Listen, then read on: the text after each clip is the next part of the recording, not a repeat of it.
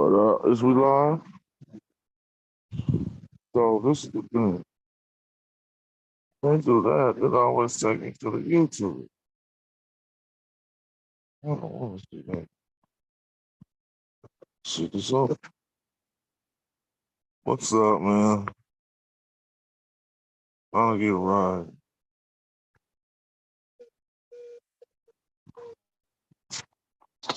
So, where's the phone? This is Jordan. All right, family, what's up? What's up? Let me know when y'all in the building. Let me know when you're in the building. Let me know. Let me know. Man, I'm going on mute until. Hold on, man. I can't even do this. I gotta learn how to stream from the Zoom. Oh, but I did it. I remember the other time when I did it. You gotta go open up the YouTube so that you can see the chat. You see? Uh-oh, there I am, Madjai in the mornings. Now I gotta share the Zoom. I'm tripping. I see y'all. What's up with y'all in the building? Common side. Omar Reed. Satem Hotel. We about to build, but let me share the link. Invite. Copy invite me. So when I'm streaming on my phone, y'all gotta pardon me and bear with me.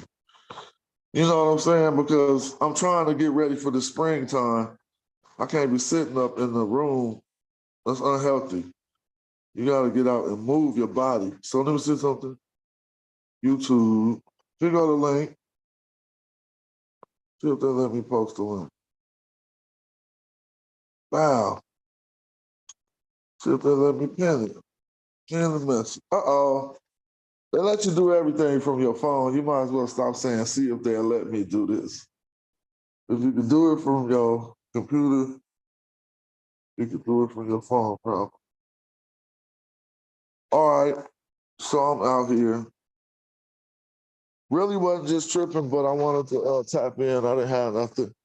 You know, I came outside and seen this guy working, and it made me want to go live. So let me find my little stuff so I can get popping. But hit the link if y'all want to build. Because something popped on my head today, right? And then it made me think back to like, it made me think back to like the 70s when you would see a lot of black men with heck of paint. They'd walk into the store with paint all over their body. You remember that? But I started thinking about businesses, qualifications, and stuff that people be tripping and slipping about. And it hit myself, it said paint. It said paint, paint, paint, paint, paint. Don't you know you don't need, well, you probably need a small little qualification to paint. But it's like the smallest qualification in the world. And painting jobs be hella, dude, that's good money. Like if you get a painting job to paint somebody's house, you probably gonna get like 7,500. You know what I'm saying? So, and then you gonna really, hold on, let me find everything I'm looking for. Yeah, to get a little paint job, you probably gonna spend like 70. I mean, you probably get a job for like 7,500, 5,000, and you don't need know how to do nothing but paint and be neat. So I'm thinking about it. I'm like, man, I might just open up a painting company just on the strength, not on the strength of I want to get on a ladder and paint. No, I'm gonna be getting some bids and sending my people out to paint. It's so easy. Excuse me. Someone click the link down. I'm trying to find my trees. I'm trying to get everything right. So I'm walking around the house and it just ain't ready already. So it's companies like that that I always store into my brain when I find a new one. Hold up. Oh,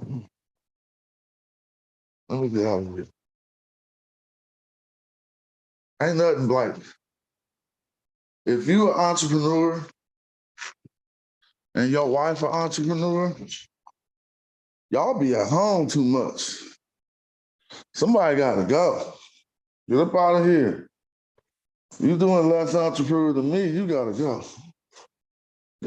Because you can't be seeing people like 24 hours a day. That just don't work. All right, let me see. Somebody gonna hit the link so we can be in. This is what I'm at. This is what I got up in my dirty garage. That ain't dirty to me though. If I show, that's how sloppy I am that ain't dirty. That's well organized. But if I showed y'all some stuff that's on there, y'all would be laughing. Shout out to Set Hotel. So Tim Hotel, what's up? You in the building?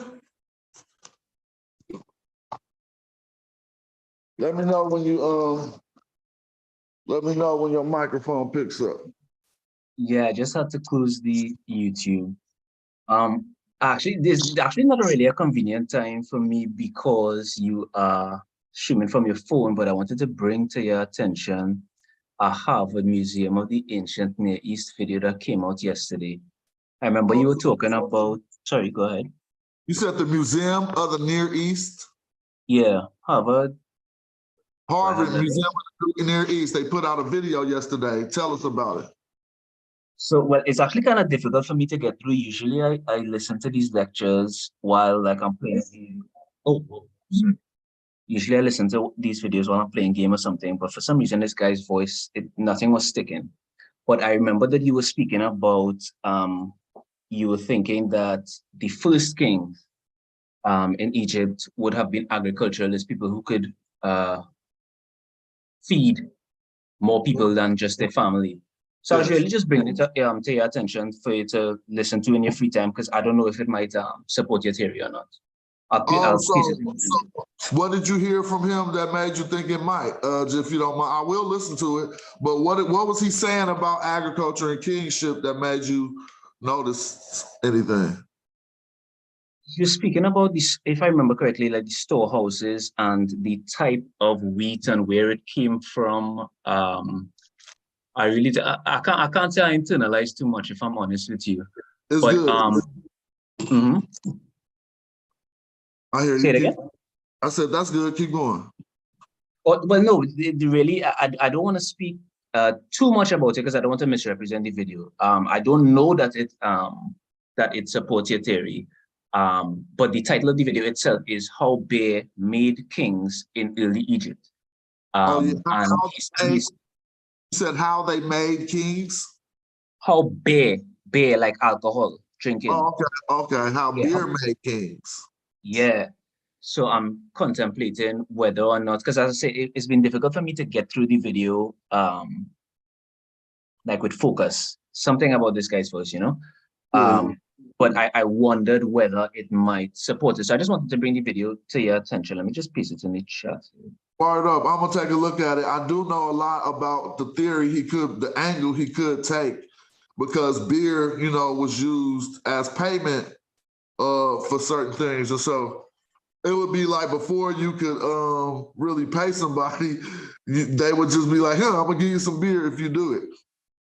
And that became like a system to where the person who brew the most beer obviously could get the most work done. But so that's kind of funny. But because it leads to what we talk about today. We work a hard job, 8-9 hours, and then people want to go get a cold beer, right? And so it's kind of funny that was actually payment for work at one time. But yeah, I can't wait to look into that. I bet it's only like an hour long, actually less than an hour long. So yeah, it should be a nice, interesting video. Yeah, I was just in here modifying some RC cars, man, because I hate when people tell me I can't do stuff. Like, oh, you can't do that. I'm like, what are you talking about? I can do anything. I'm going to make it work. So I went to the hobby shop and they was telling me something I couldn't do. oh, that motor's gonna be too fast for that car and all that stuff. And I'll just be like, man, shut up. Sometimes I think they be trying to make sure my cars ain't better than theirs, you know what I'm saying? But now I just came here, took apart a little cheap $99 RC car, and I put all expensive components on it, and I can't wait to run it. It's gonna be hella funny because the one when you buy it, it go like 20 miles an hour, but the one I got should do like 60 the way I put it together. Well, probably 40 or something. But that's just one of my pastimes. So is it that you finally like you finished all the repairs now and now you're just waiting to test it out? Well, right now, I got the installation. So since I had to modify everything, I got the installation. I fitted all the new parts to the car. And so now I'm at the point where I just need to put I'm using double stick tape to keep some of my components in there because I don't want to drill through the chassis. So I bought some 30-pound double stick tape, and I figure this plastic component is under like an ounce. And so even if I was going 60 miles an hour and I had a crash, the mass of that ounce wouldn't reach 30 pounds. You see what I'm saying? And so you know how mass increases as with speed. And so if I got a 30-pound double stick tape and I got a 1 pound weight, how much speed would make that double stick tape fail? You see what I mean? So this is science too, and it's all a part of everything we be talking Great, about, brother. but it's actually the practical application of the science, and you can prove if you stupid or not, because your car gonna be slower than mine. You know what I'm saying? I ain't gonna lie, bro. I missed a lot of that, but it was saying that my internet connection was unstable. I thought it was you, but I was breaking up there. Oh, I hope I wasn't breaking up. Yeah, I just was saying, I like it because it's a practical application of knowledge, and it pays off in speed. And so if I'm smarter, I mean, like, we smart and we don't get no reward. But if I go to the track and I have better technology and I hook my car up better than the next person's, then it shows. And that's like a physical reward for knowledge to me. And so it's a good thing. Yeah, I dig. It was interesting that the fact that you even brought out the calculation of the ounce and the speed that you'd be going. I appreciate that. I really appreciate your shows, man. The way you break things down, bro. Yo, you went back on mute.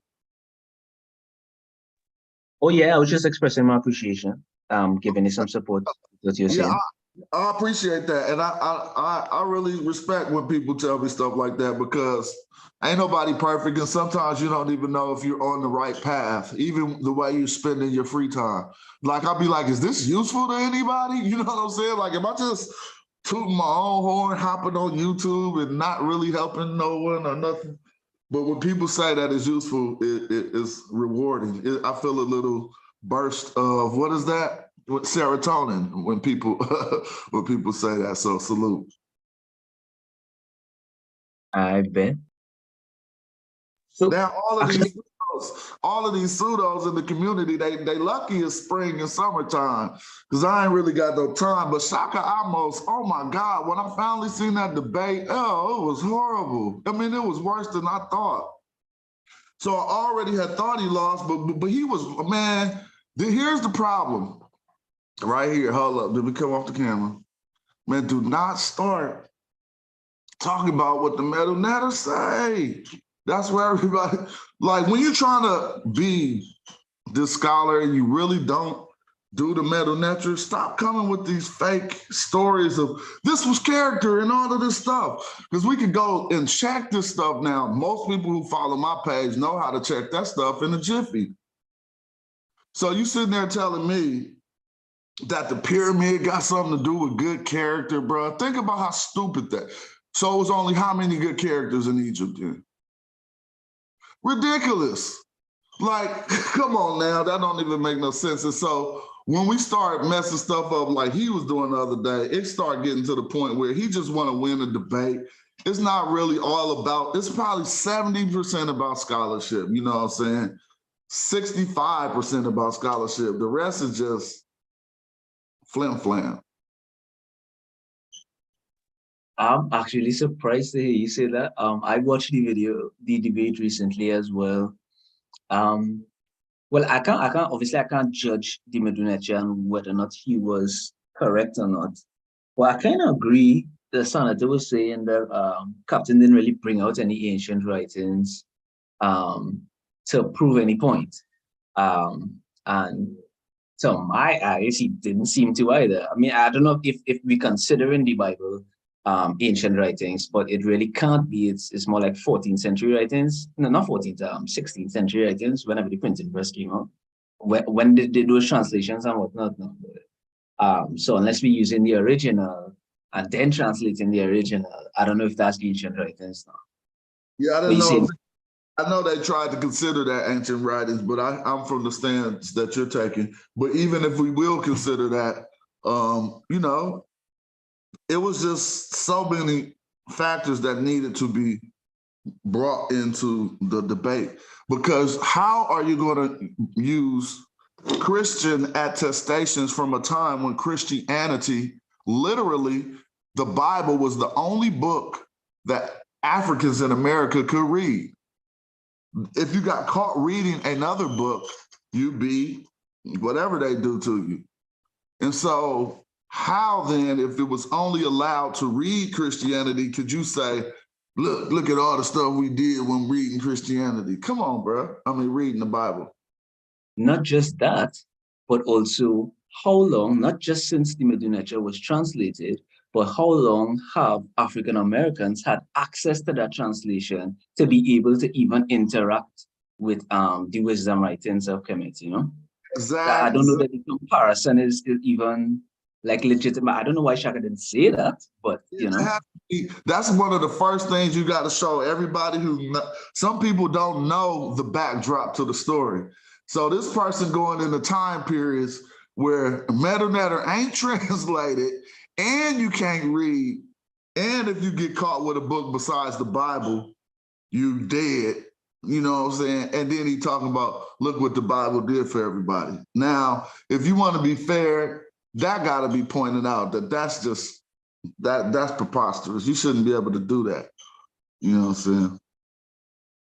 At the same time, too, I think the debate topic was whose ancient writings can fix the Black community, right? I suppose I understand how Captain Cesaria, like what his angle was, trying to say, well, it did these things, so therefore it could do it again. But I feel like the idea of saying that Kemet didn't do anything for the Black community is just kind of preposterous now, because how much real access have they? Uh, the let's say not the infiltration, the diffusion of knowledge about what I like to call it happy tawi. Um, the diffusion of that within the culture and the knowledge of African Americans is not even close to the Christianity in the community. So it's incomparable. They can't have the same. You can't compare them on the same platforms. Let's say. Yeah, I know. It's just, but all of that has to be pointed out. But I guess Shaka wanted to take a different on. Show some good stuff. But I just was like, okay, these facts need to be given before people start comparing these two things, basically. Yeah. But so you're saying that the even the Medunetia that Shaka brought out was like false testimony or something? I'm gonna look over that stuff. I already know from my just from my memory that those words, he was using the proper dictionary definitions, but there are multiple terms for multiple things, and he was making associations that were never made in ancient Egypt, particularly associating character and a good character with a pyramid. That is just mess up. I mean, he just was doing that, just trying to have something to say. Like if anyone looks into that, and this is the thing, the tools of meta nature aren't limited to the people who know how to read it. People got to realize that. Shaka can't read metal nature, but what he realized is the tools of metal nature aren't limited to the people that can read it. So you can start to create some type of facade like you're doing something, but it's only exposed to the people who actually read it and deal with those tools. And so, like, if you go through a Metal Netra dictionary and just look at MR, the glyphs MR, you're going to see so many different words that could have meant. Now, if you make the mistake and start trying to associate these terms together, we're leaving out the fact that there were consonants. I mean, there were vowels surrounding the consonants that could make any consonant combination sound different. So say we got an M and an R, well, it could be an E in front of this one and an I in the middle and an O at the end. We would have Imiru. But then another one could have an A at the front, a U in the middle. It could have been Amura. You see what I'm saying? But we're only left with the consonants, and that is a mistake that people often make. They say, oh, these consonants match these consonants, so these words was the same, and they're used interchangeably. And he made that mistake with a word "ked," which is not even a often used word for character. It is for character, but it's not one of the most used words we'll find. And he found something like "saked," which is a slope, not a pyramid. A pyramid is a mer. But he took the definition of a slope, and since the pyramid has a slope, he now says good character and pyramids mean the same thing. Like, it's ridiculous, that type of stuff. Like, people like Asar Imhotep and Ujahu, oh, they would have, their heads would have popped. You know what I'm saying? Because they just despise that type of messing up. What's up, Black Lion in the building? I thought I seen Black Lions. Man, what's happening? How y'all doing? So I'm just in here in the hobby shop real quick, chilling. What's up with you? Oh man, I agree with you. I think that Shaka could have came with so many different ways to kill the captain in that debate. He could have just used a mathematical text. He could have used for a moral character. He could have used the maximums of Fatah, the instructions of Imamo. It's just so many things he could have used to just destroy him. But still, bro, it's no way that presentation was the captain's presentation. It's no way. I mean, no way, no way, fam, no way. Because this dude said that Christianity was Black power. That's what he said, Smash. Now I defy anybody to show me the captain praising Christianity before that debate. He talks about Christians like a dog. Like that. I mean, none of that was his presentation. That presentation came from the Christomaniacs, bro. Straight up, hands down, from his first slides all the way from him mocking Chaka's song. And I'ma show you. All that comes from Christomaniacs. Every bit of it. So this is why I gotta still give it to Shaka, because at least he went to he attempted to use ancient writings. What ancient? The King James Bible is not ancient. Not even the sources used to create the King James Bible is ancient. So, man, it's just it's getting bad, bro. It's getting real bad, Smash. This Christomaniac attack on Kemet is getting ridiculous, bro. But your boy is the chief of it. Yeah. I'm afraid so. It's the general of the Christian attack on Kemet. I'm afraid so. I'm afraid Squad, so. what's up with the squad? Why the squad attack Kemet still? I don't, bro. It's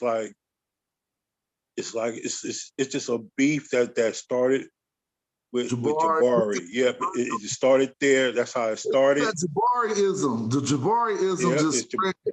It's Jabari fever, bro. It spread like wildfire. It just did, and so many people. It's like they get upset because of Jabari's position, this is not the main reason why the beef started.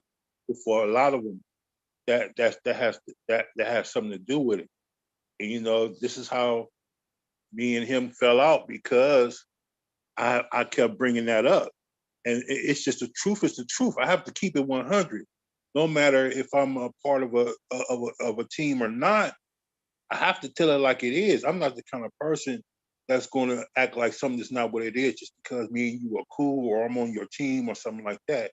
If I feel like that we're being disingenuous with what we're doing, then I'm going to speak on it, no matter if the person approves of it or not. And so that's what happened, and it is what it is. So it's like, and that's why this is why something like this could happen. And I kept trying to tell him, bro, if we don't stop doing this, if we don't stop, it's going to get exposed. People are going to see between the lines and be able to see what's happening. But you just gave them a whole perfect picture of it. Because anybody that believes that that was the captain speaking that day, they are insane, bro. They are blind as a bat. There's no way on earth that that was the captain. Who was that speaking then? That was that was just Garborn. A combination. Oh, you hella funny. Warren was in the building. Garborn was in the building, bro. No, but I can't lie though. Like if after starting, like when that whole Reggie and Jabari beef started, I wasn't watching Smash's channel as yet, right? But since then, and since watching so many of your like past live streams and that kind of thing, I kind of get where Dr. Reggie's coming from because like he really doesn't show a lot of sources for his comedic information when he's doing presentations, like like not certainly not to the level that you do. You know, not saying that he's wrong, and I'm not even necessarily saying that you can't read it either, but he really doesn't show sources. Well, I was the first to be. Some sources. Reggie some sources. Reggie always gonna surprise you with some source that he got that he ain't showing at the moment. But when you No, not Reggie. You know, I'm saying Jabari don't show sources. Yeah, I understand what you're saying. See, I was banging on Jabari when it wasn't popular. When everybody was hanging with Jabari, going to his house, presentations, and doing all this, I was saying, why in the world are we interested in what a Kemetic, somebody is calling himself a Kemetic priest is saying? We might as well start a state in church. I was saying that way back before it got popular to bang on Jabari. But I had legitimate reasons and it had nothing to do with any kind of beef. My contention was, man, we might as well stay in church because this dude is calling himself a priest. And he's acting as if these principles are these nethers are something to pray to. And I'm like, all I wanted to do was focus on the technology and the science of Kemet. I never wanted to focus on the so-called spirituality of Kemet. I thought that was going backwards. I wanted our people to learn about the mathematics and the technology used in Kemet. I never wanted us to jump into some type of spiritual mode when it came to Kemet. So that's what I was talking about when I was going against Jabari. But these other people, man, has made this personal, and it's become and it became some type of beef. Which I'm not saying the beef wasn't legit because there were some things that were said and done that would any one of us would have had a problem with. It's a way to handle that problem. You don't bang on the whole culture of Kemet just because you got a problem with an individual. You just take it up with the individual and what they did to you that was inappropriate, and you leave it at that. But that's not what happened. Instead, a whole culture was attacked upon what one person did or said. And so this is why you see this kind of foolishness going on. And it's ridiculous. I have to step away from it because I'm not with that. I'm with I want our people to know the truth. Hands down. I don't want them to get into some madness like this when it's about some type of personal issue that somebody has with someone. It's because you have a personal issue with it to try to eliminate Kemet out of the equation of the foundation of Christianity is ridiculous just because you got some kind of beef. That doesn't make any sense to me. And because I stood up for that, we got into it. So that's what it is.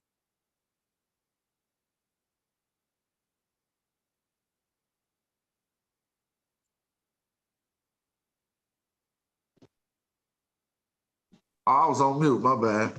I say everybody don't say that's what it is, but that's what it had looked like to me. Yeah, that's exactly what happened. And so, whew, it is what it is. Because I can't stand for something like that, where, you know, you got like, to me, you know where we from, bro. If you got a personal beef with somebody, you go up to that person, you deal with it.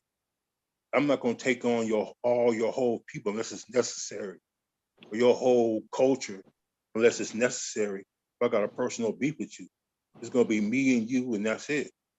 But it went too far to some Christomaniac type mess, and that's the problem. This whole situation. So, I wow, mean, bro. But that debate, bro, proved that my point. It showed what I was saying was true from the very start. Because no way that's the captain. No way. No how. oh, No so way. you saying that information that he had wasn't his? No, it's not his. This can't be. He said so. He said so himself. He said Ramon gave him some information. It Where can't Rob? be. Come on, click the link, Rob Warren. Rob Warren, click the link. Stop hating on yourself. Why everybody be trying to set up Kimmy to hate on themselves? Oh no. That shit's scandalous. So what? What's up with it? What's up, brother? Yeah, I was panther backing off of what you just said, man. That shit's scandalous. Everybody's trying to go up. People beat Kemet, have Kemetic names, and then go against Kemet because of knowledge that they get from a Eurocentric standpoint that separates spirituality from science. You feel me? I mean, all of my Pan-African Africana studies teachers, when it come from, you could go on down the line from Asa Hillier to Dr. Wade Nobles and Naeem Akbar. I mean, those are more African psychology, but when you talk about Africa kind of studies and history, none of our scholars ever separated the science. That's why I was never separated the science from the spirituality or the metaphysical from the physical. That was one of the things that they challenged the Eurocentric scholars with the main debate, you know what I'm saying, against Mary Leftowitz. And I was seeing some of our own young Black scholars sounding like Mary Leftowitz, you know what I'm saying, when it comes to it. It is scandalous. They on that. They using Lefkowitz. They be like Lefkowitz. They be like they be like Dr. Ben was wrong. Everybody was wrong. John Henry. That's scandalous. Exactly. And for what? Because you got some type of beef? Man, kill that. That's crazy to me. I don't understand it. Yeah, was our people converted to Christianity that was enslaved? Yeah, but that doesn't mean that Christianity is the foundation of their fight and their revolution to become free. They just use Christianity as a tool, but they trying to paint the picture as if Christianity some kind of way helped our people. Did it help our people when those Christian revolts, and during those Christian revolts, they ended up being beheaded, they ended up being burned alive at the stake? What did Christianity do for them then when it was burned alive? What Christian revolt really revolutionized our people, made our people free? Not one. They all failed. So this bringing up that they were Christians to me makes no sense. Why would you do that unless you just want to bang on Kemet for some selfish, self-centered reason? Otherwise, I don't understand it. Oh, they were Christian. Yeah, they was converted into Christianity. Stop acting like this book that the Europeans gave our people to brainwash them into captivity means that Christianity helped us. Are you serious? Do you hear the way some of our people talk today? Do you hear the apostles of today? You Oh telling me man. you telling me that Christianity helps our people? Man, get out of here with that garbage. That's my contention. Not that our people was not converted to Christianity. Of course they were. They was converted into Christianity by the same very Europeans that threw our people to the sharks off of slave ships. You leave that part out. Today? Huh? Are you saying it don't help nobody today? No, I don't believe it helps anybody else, especially today. Now, back in the days, you can at least say that okay, that gave them a place where they could strategize and they could put things together. And more back then, it was about uplifting our people, using that space to uplift our people. But today, it's dogma pimping all day long. Pueblo dollars, is TG Jakes, the dogma pimps of today do nothing but take our people money and put it in their pocket. That's what they do in today's world. In today's, and it makes us a stagnant people. We're sitting up there waiting for a sky daddy to come save our people when we can save ourselves. And these people, and so it's really killing us today. The end result of us becoming Christians has stagnated our people. We can liberate ourselves. We don't need any reparations. We could unite and create reparations for ourselves. But because we think some pie in the sky deity is going to come down one day and save us, we're willing to wait for that to take action and do something that's going to liberate our people ourselves. So the end result of all that so-called good work Christianity did for us back in the days of slavery, as look at it, what it's done for us today. We're in last place, man, as a people. We're sitting up here in last place as Christians.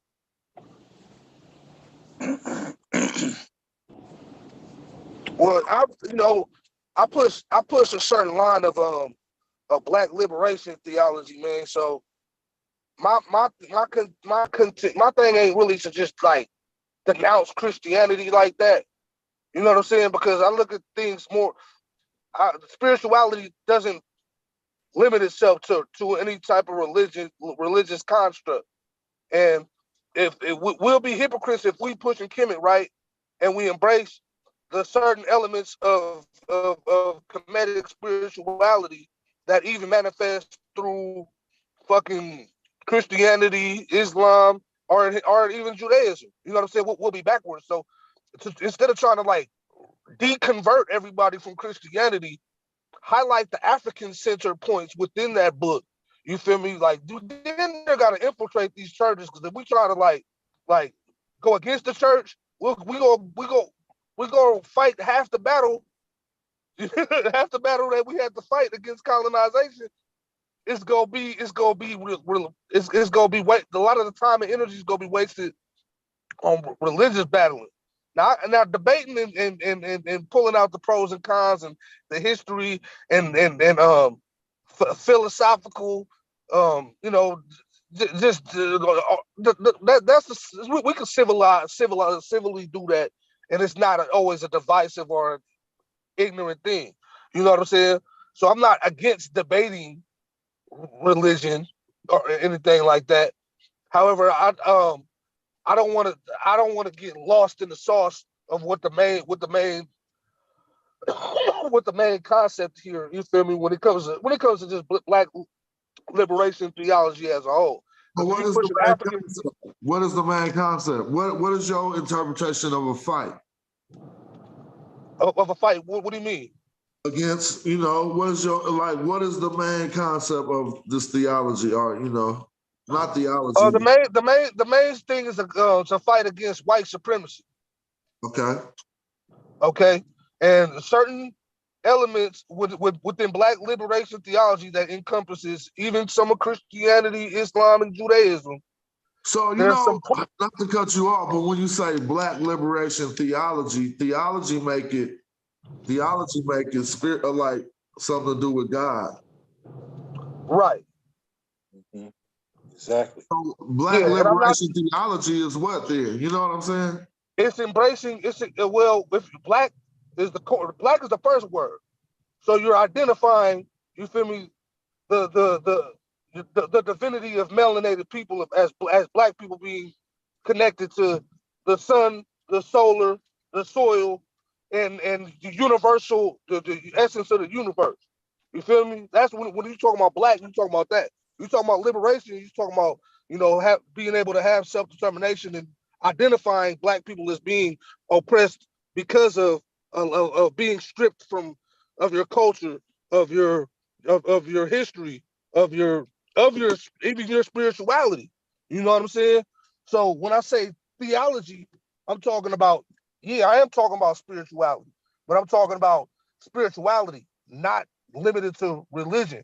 So whatever religion it may be that speaks towards your soul, you feel me, that you can relate to, you feel me, you utilize that, you feel me, on a black nationalist level. Like what Malcolm X said, keep your religion. I can work with whoever, you feel me, as long as you are about, you know what I'm saying, controlling community control and self-determination, you know what I'm saying? There's scriptures in the Bible, there's scriptures in the Quran, and of course, within the practice of African traditional spirituality, which I'm more fond of, you know what I'm saying? Um, you'll see all of that. You'll see all of that stuff. Like even in the church, even though it's Christianity, like that shit is African. That shit is African culture cloaked in that shit. The Holy Ghost, that ain't European shit. That's some African voodoo ritual shit. They motherfuckers just don't know it. That shit is like in our ancestral memory. You feel me? So no matter what the shit is cloaked under, you feel me? If you understand like symbiosis when it comes to spirituality and how we had to, it's like this. When some of our folks, you feel me, Maroons and captured slaves that was um, as bondage, right? When they seen that cross, they didn't see Jesus on the cross. They seen the symbolism of Legba, of the crossroads of the Orisha that is the guardian of the crossroads and towards the afterlife. You know what I'm saying? Or if you want to get scientific with it, the process of decomposition of matter, atoms, and things like that. You know what I'm saying? You just understanding the transfer of energy in a different realm. You know what I'm saying? So there's a lot of allegory and metaphors when it comes to these things. You know what I'm saying? And Brother Cash, I know you know what it is because you a lyricist, so I know you know how this shit works. You know what I'm saying? So this shit it's in our ancestral DNA to where we be doing this shit on accident, not even knowing it. We be, you know what I'm saying? But we need to do it more consciously and understanding the roots of these rituals and not just be so like No doubt, but ritualistic, but more practical, our about it. You know what I'm saying? we have our original people's information now. We don't have to just go rely on the Bible, a remix of our culture. We have our original culture. We could go to that, just like Dr. Clark said. Why would we food with the remains of a meal when we could go to the main course itself? So to me, I don't have a problem with anyone using African culture and African concepts to abide by if that's what they want to do. But this spirituality stuff, this spookism stuff, I don't see how it has a place for us in our in our quest for independence and to be a people that can stand on our own. As long as we sitting up here waiting on a sky daddy to do the work for us, we're never going to liberate ourselves from the oppression of the European. That's how I see it. We have to stand up on our own, use our own concepts, and unify together. If Christianity was something that was going to liberate our people, the Europeans would have never gave us the Bible. To me, that's the most ignorant, silly argument anyone can make. Try to say, oh, Christianity did something to save and help our people. No, it didn't. What happened with it, the situation is this. When we first were enslaved, the thing was, if you were a Christian, you was not supposed to be enslaved. So what did Black people do? They became Christians in order to try to obtain their freedom. They used that tool to try to become free.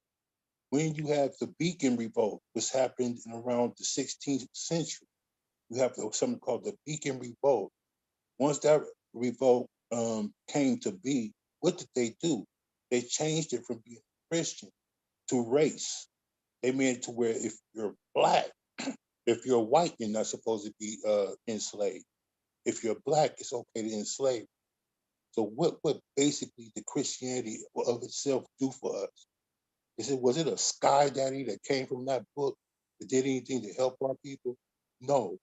You had these plantation owners telling our people that they're great, that their time for freedom would be in heaven, and not in their time on earth is the time they was to be a slave. But you had this mentality put into our people. And just because you had a few of us that did revolts, the majority of our people went for that. The majority of our people thought that their time to be free would be in heaven. There are paintings that I have a few of them. There are paintings where you have white Jesus and you have slaves sitting under white Jesus with slave masters in the same heaven. Now these people are free. This is the kind of brainwashing that they put into our people. Our fools is up here telling me that Christianity did something to help our people, liberate our people. You have this same type of brainwashing going on to this day. This is how you create someone like a Black Jesus minister. This is how you create someone like an apostle, that type of mindset, to where they would put down their own people with this sky daddy that these Christomaniacs keep telling me helped our people. See, I'm not blocked off today. You can't put me in no back today. You can't cut me off today. I'm on a platform where I can freely speak. All that crap you talking, dude, that's exactly what it is. You got away with that on your platform. You can't get away with that over here or on any other platform I'm on. So I came to your platform because you called me to come in. You didn't call for no dialogue. You called to try to control the conversation. You can't control it today, though. I get a chance to speak my mind and say what I feel about this Christianity crap that you keep pushing down on our people's throats as if they helped us. Tell the people how those people at those revolts were burned alive. Tell the people how they was beheaded and their heads were put on sticks by Christians. Tell how Kepa Mavita was burned alive at the stake by Christians. Tell them that part in the Congo. Why you leave those parts out? Tell them about those revolts in New York City that you talk about and how those people was burned alive by Christians. Tell them that part. No, you just want to talk about how they did some type of revolt. Well, what did those revolts do for our people? Tell me how they advanced our people. Tell me how having the AMC African Methodist Church did something positive for our people. Tell them about those Black colleges that's right now underfunded. Did you see what Deion Sanders had to go through trying to mess with one of those schools? How they don't pay for nothing, how they keep those kids in poor conditions. Tell them about that part. Tell them about how our people are being dogma pimped to this day in these super churches, and their money is being put in the pockets of these pastors. Tell them that part. Don't just talk about revolts that we didn't win. Up out of here with that bull crap, man. Now control that part like you tried to control it on your channel, bro. Black power. So I believe one of the problems is, you feel me, we continue to use the polarizing absolutes. Polarizing absolutes is like certain definite terms that we use, right? That are then they generalize everything, and it's one-sided. So for us to say that, all right, Christianity, the reason why people have the leeway to say, all right, Christianity helped us, is because you have the polar opposite absolute saying that Christianity destroyed it, instead of looking at the middle ground and the essence within the teachings of that gives us the power over the Christianity, and us the power over the like we don't blame the Christianity, we blame the colonizer. We don't give credit to the Christianity, we give credit to our ancestral spirit, warrior spirit. You know what I'm saying? Because if you want to attack the whole Sky Daddy principle, see, it leaves room for people to attack the Akan deity Nyame. You know what I'm saying? Which is not a physical being, but it's an attribute, it's a characteristic, it's a trait that manifests through different universal purposes. You know what I'm saying? So when we make things literal like that, even with Christianity, you know what I'm saying? It gives them fuel to try to come at our African tradition, spirituality, which that shit actually comes from, though. I don't give a fuck if the Romans, the Greeks have stole it, whatever, nigga, that shit's still ours. You feel me? The same way they use that shit for their benefit, we have historically used that shit to our benefit. You know what I'm saying? But that shit wasn't the reason why. You feel me? And you feel me? It's right. Like if you give it the power of the blame, you give it the power of the success. You know what I'm saying? That's all I'm saying. Yeah, you said it right. What did Christianity benefit the most? What people did it benefit the most? Our people or the Europeans? Who's winning right now? It's the Europeans. You don't tell me my enemy is gonna give me a tool to defeat him. You gotta be out of your rabbit damn mind to think that way. There's no way our enemies is gonna give us a tool that's gonna defeat them. They gave us that tool to try to brainwash our people. Or we were smart enough not to fall for it. Some of us were smart enough not to fall for it and flipped it into and tried to take advantage of the fact that if you were a Christian, that means that you could obtain your freedom. That's all it is. But when you have a revolt that's going, when you have a revolt that's going on during a Sunday and during church, when these people are in church, don't tell me our people have so much respect for Christianity. Get the hell up out of here with that crap. No, they didn't. They was doing it and using anything and any means necessary to free themselves. And Christianity just happened to be one of the tools that they were using. Don't tell me a church that was given to one of our people by a European priest, all of a sudden it helped us in our liberation. Man, get the hell up out of here with that crap. They were converted into that crap, and anybody that does the proper research knows this. You're gonna talk about what Absalom and his church, this AMC Methodist Church. Do you know who founded the Methodist Church, dude? A European. Stop acting like that crap comes from our people when it don't. Oh, Richard Allen didn't find it? Not really, Richard Allen. Was it Richard Allen? No, it wasn't Richard Allen. The Methodist, I'm talking about, it is called the African Methodist Church. So the Methodism is not an African concept. Okay, it is a European concept. And this dude, Absalom Jones, was a priest in the Methodist Church long before he was sold that church by Europeans. Long before that, he was a priest under the authority of a European Methodist authority. Facts over bullcrap. But this dude want to keep on trying to say that that's some kind of way helped and liberated our people. Man, get the hell up out of here with that coon ass talk. Because it has nothing to do with our liberation. What has to do with our liberation is what you said, brother. Our African spirit to fight by any means necessary to obtain our freedom. That's what it was. And just because we used the environment that we were in to try to do so, doesn't mean that you give credit to some sky daddy religion that has nothing to do with our people. That's my contention. My contention has never been that, we wasn't converted. Of course we were converted to Christianity. Of course we were. But does that mean that Christianity did some type of special great thing for our people? Hell no, it didn't. It had nothing to do with it. Just like I'm finished. Just like someone said, did the Europeans need Christianity to enslave our people? The answer is no. And did we need Christianity to fight against slavery? The answer is no. That's true. That's facts right there.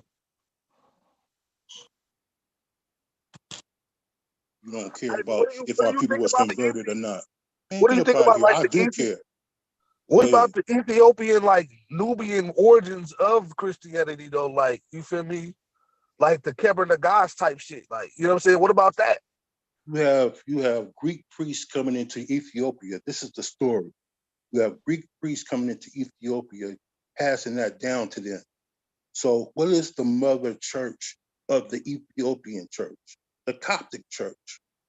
The Coptic church is the mother church of the Ethiopian church, which was ran by European invaders who invaded Kemet during the 2nd century. So this is still not our concept. Our concepts, we have our own African concepts. We have our own African deities. We have our own African God concepts that has nothing to do with the Bible at all. You don't give a people that you enslave power that's going to help liberate them from you. You give them something to enslave their minds. You have their bodies enslaved, but now you use the Bible to enslave their minds. It did far more damage to our people than good. It's the reason why. Nat Turner didn't get everybody they could have to help him during that fight, because you had those minds that were enslaved in that madness called Christianity, that was still down with Massa, thinking that they was put here on earth to serve their masters. This is what was being told to our people. Just read the slave's Bible. The slave Bible has nothing to do with revolution. And that's one of the first versions of the Bible that they gave our people. This dude is telling us how much Christianity helped save our people. And when it comes to the Coptic version of Christianity, right? Outside of Ethiopia, is it groups of people that speak the Gaez language? What language? The Gaez. Gais. That's Yeah, an Arabic. Gaez. That's an Arabic language. That's an You sure Arabic about language. that? Yes, look it up. If you look up the Gais alphabet, you will find Arabic as its father, nothing African. As a matter of fact, the Ethiopian Bible was created by the Septuagint. They used the Septuagint to translate the Ethiopian Bible into Gais. And where does the Septuagint come from? The Greeks. This Damn, I goes don't want to for give. I don't something want to called. give credit to. It's cold because I don't know, man. Because I don't want to give credit to them for no shit like that. You know what I mean? That's what it is, bro. I promise you, that's what it is. And it's something that's called the quartz. The quartz is the Ethiopian Torah. The same thing. Rockwell. That's the same way it was created. Was with the Septuagint. They used the Septuagint to translate that quartz into Gais. They used the Septuagint to translate the Ethiopian Bible into Gais. Gais is not our Rockwell, language. is there any synthesis between Gaez and the Metal Netter or not? I don't know about none of, I mean, I don't know about it if it is. Like, you know what I'm saying? I never, I seen a scholar, there is a scholar who talks about that, but you would have to show me what he concluded, because I never looked into his work really. Yeah, Arabic is more related to Hebrew than it is to the Meta Netter. But you could make that argument because, of course, the Hebrew was a child of the Meta Netter. It is the great great great grandfather of the Meta Netter. The Meta Netter is the great great great grandfather of Hebrew. Put it that way. So you can make an argument that way, but when it comes to Gais, you're talking about Arabs. You got to remember who was in Ethiopia at that particular time period when they became Christian. You have a lot of Arabs. I know different waves of that. You feel me? When a lot of the folks that were Ethiopian/Nubian migrated back down, when they migrated back down to the towards Upper Nile, Lake Tana, that region. I thought they was preserving culture. I didn't think they was like switching over. You know what Remember, I mean? the Aksumim Empire was one time an African empire.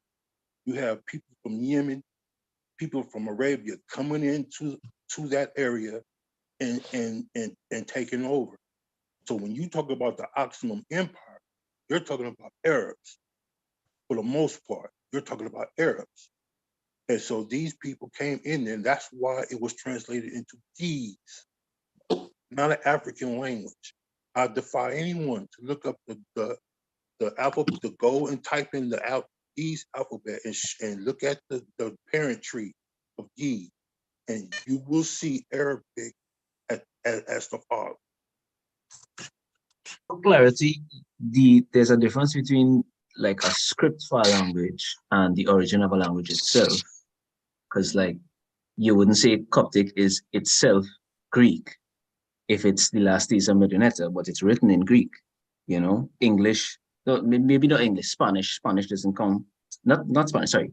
English doesn't come from Latin, but we use Latin runes. Neither does Yoruba, but we use Latin. You have the entire Greek alphabet in Coptic. Yes, you have the Medunetta in Coptic, but you have to realize who gave it the name Coptic, where that and what the etymology of that word is. It's not from our people. You have invaders coming into Kemet at that particular time. You have invaders coming in. This is after the Greek invasion. You have people coming into Kemet and creating this Coptic church, where the Coptic church is the father or the mother of the Ethiopian church.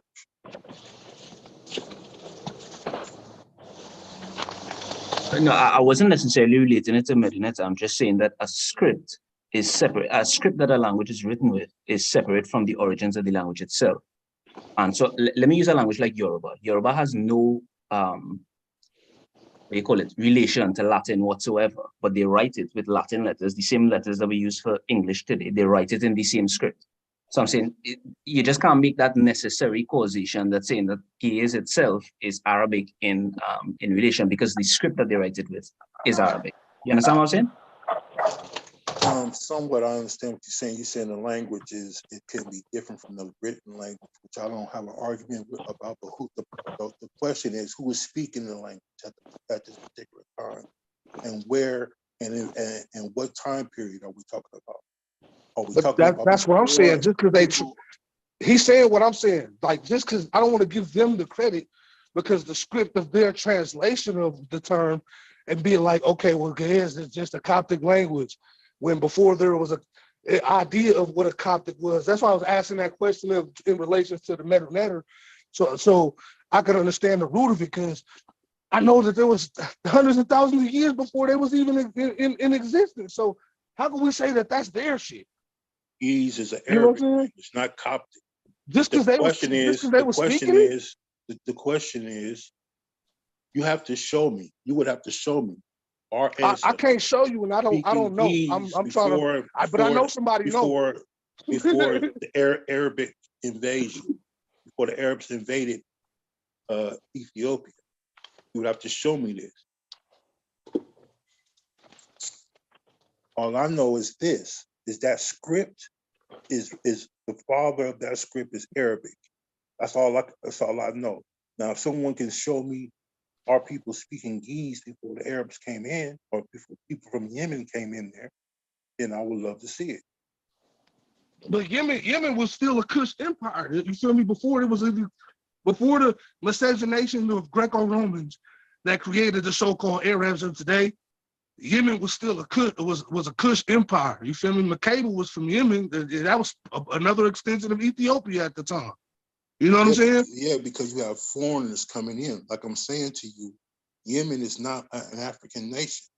Yemen is outside of Africa. That's not true. Let's look up Yemen, and you show me that Yemen is in Africa. Go right ahead. Show me Yemen is in Africa.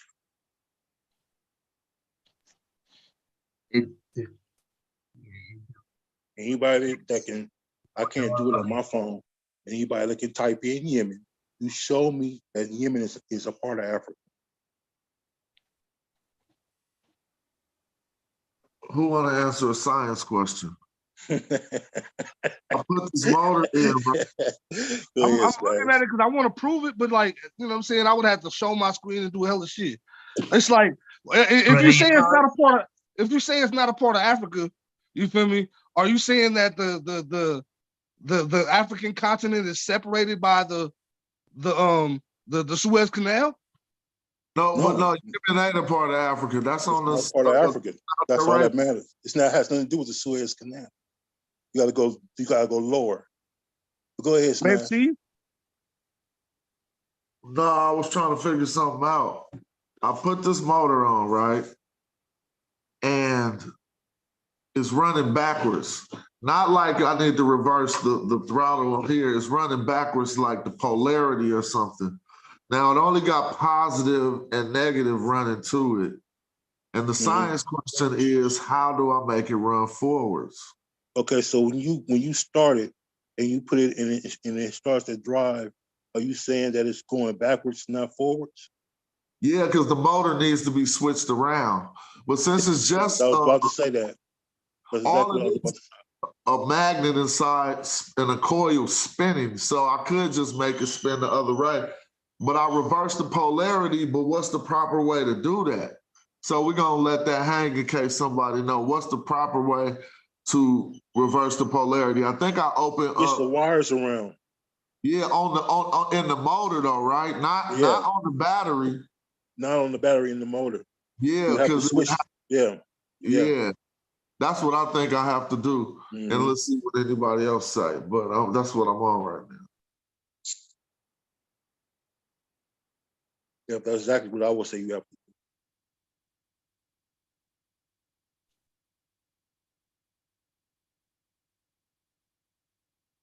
So what you thinking, Reef? You saying? I mean, I hear what you're saying. You don't want to give credit, but give credit where credit is due. I mean, if somebody came with something and you just don't want to give them credit for that, I'm saying, how do we give credit to somebody who came after us? That's all I'm saying. But you talking about credit for Christianity? Yeah, That but what's that credit worth? it's not because when you say stuff like that, that's the type of stuff that gives people the leeway to say that certain elements of Christianity has nothing to do with the traditional Kemetic philosophy and theology. It don't. I disagree with that. So you think Christianity got 100% to do with Kemetic? Hell no. But what I'm saying is, you feel me? Certain like the certain things is such as like when people will say the 10 Commandments come from the principle come from the principles of my eye. I believe there's some truth behind that. Could be. Everyone who ruled over these people had influence on their text. From Kemet to the Babylonians, to the Greeks, to the Romans, to the Assyrians, to you name it. Whoever ruled over, to the Persians, whoever ruled over them had an influence on their text. Yeah, like no, I don't got a problem with giving credit to where credit is due. Shit, I'll denounce some shit. You feel me? With that shit, especially shit that has destroyed us. But whether it's good, we gotta accept the good with the bad. You know what I'm saying? You know what I'm saying? Like some of the shit was used against us. We have neo-colonialism. We have a certain bourgeois elements of it that utilize that shit and sold the shit out. That don't mean that the shit didn't come from us. You know what I'm saying? Even if it came from Greco-Roman shit, like who civilized them? They just civilized themselves. You know what I'm saying? You mean to tell me that the Greeks, or that all that stolen legacy shit that we learned from George M. James is a lie? You know what I'm saying? That's what I'm saying. Now, when it comes to stolen legacy, we have to really be careful about that particular.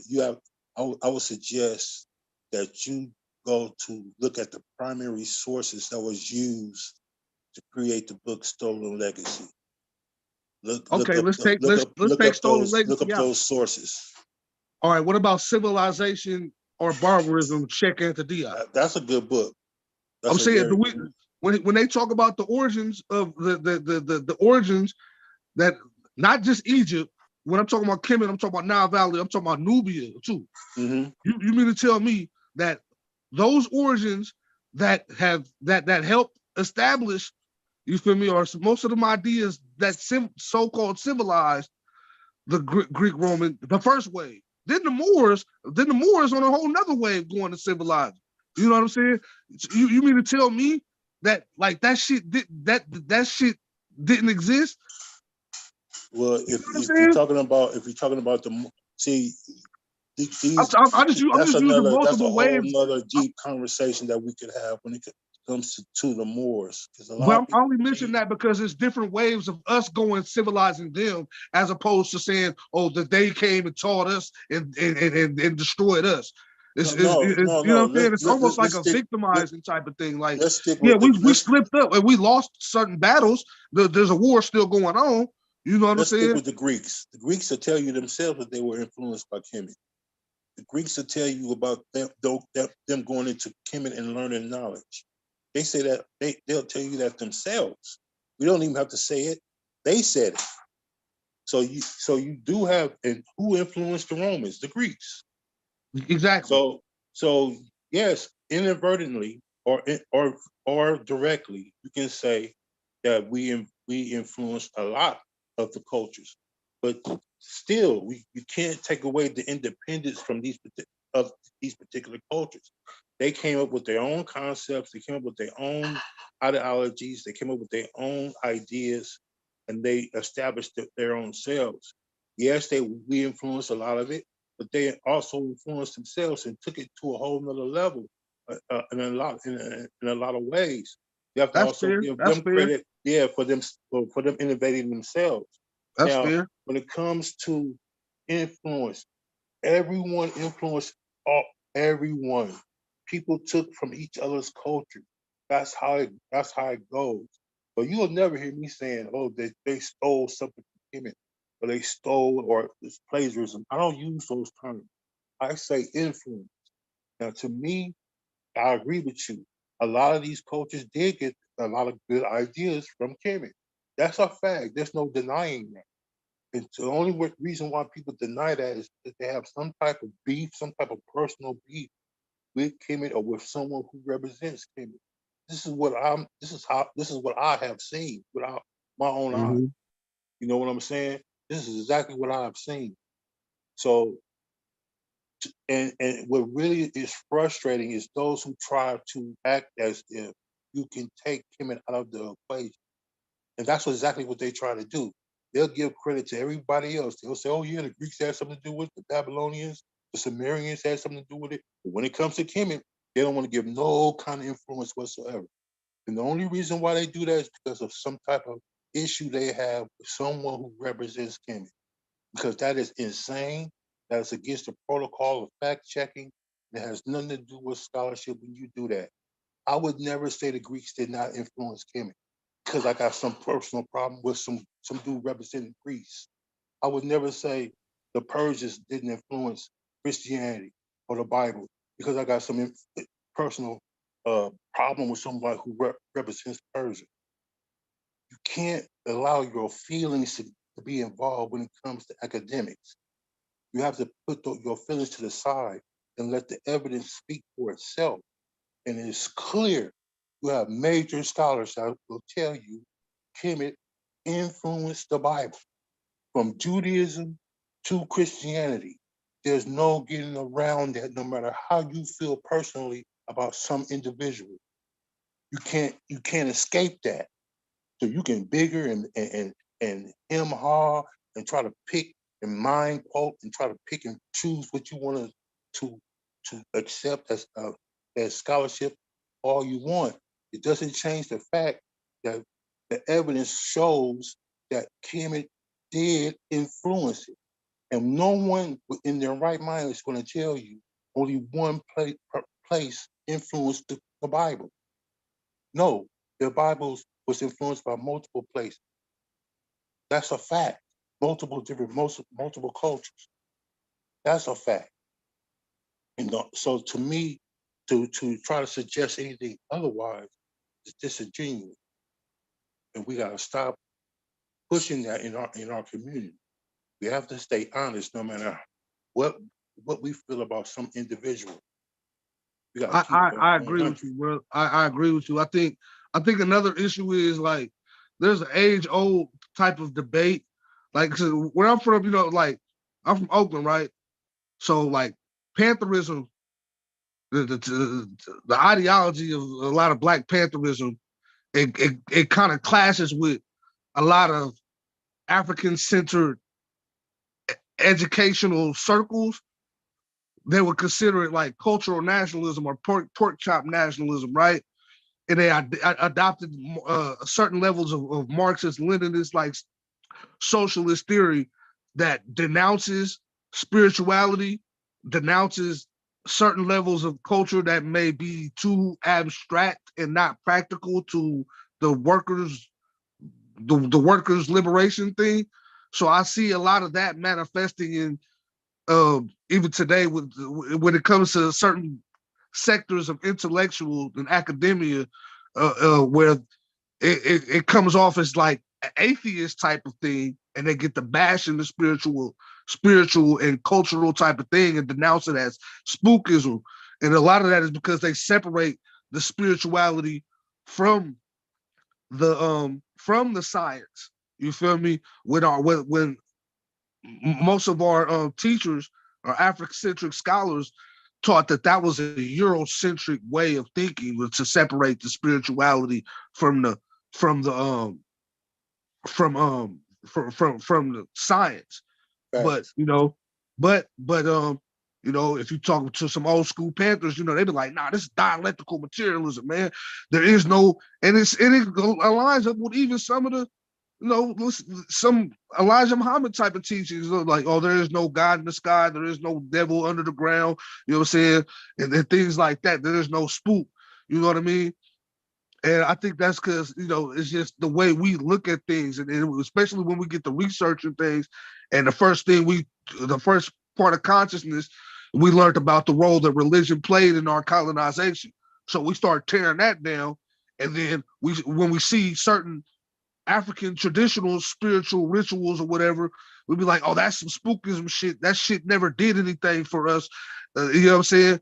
When the Haitian Revolution would tell you completely different. When the Brazilian Quilombo, when they was practicing that spiritual shit, they utilized that shit for liberation. You know what I'm saying? So, there is room for spirituality and African-centered culture, you feel me, within our modern day practical, let's say cultural reconstruction. I wouldn't say cultural nationalism, but our Africana studies, from what we learned from Dr. Wade Nobles and whatnot, I could name more, but I'm just using him as an example. We call it Well, cultural reconstruction. I feel you, and I was born and raised in Oakland. So what's up, man? What's up with it, bro? Salute. Salute. We have to be careful because when you look at Africa, I have no problem with someone looking at Africa from an African mindset. You have to be careful because what's going on is we have Europeans going into Africa trying to define African concepts from a Christian lens, and they have admitted so. Like you have Egyptologists who have said it and openly admitted that they looked at Kemet through a Christian mindset. So to me, when I look at Kemet, I see different aspects of nature. I see deities that represent the different aspects of nature. And when I look through most African concepts, that's what I see. I see deities that represent different aspects of the natural world, not the supernatural world.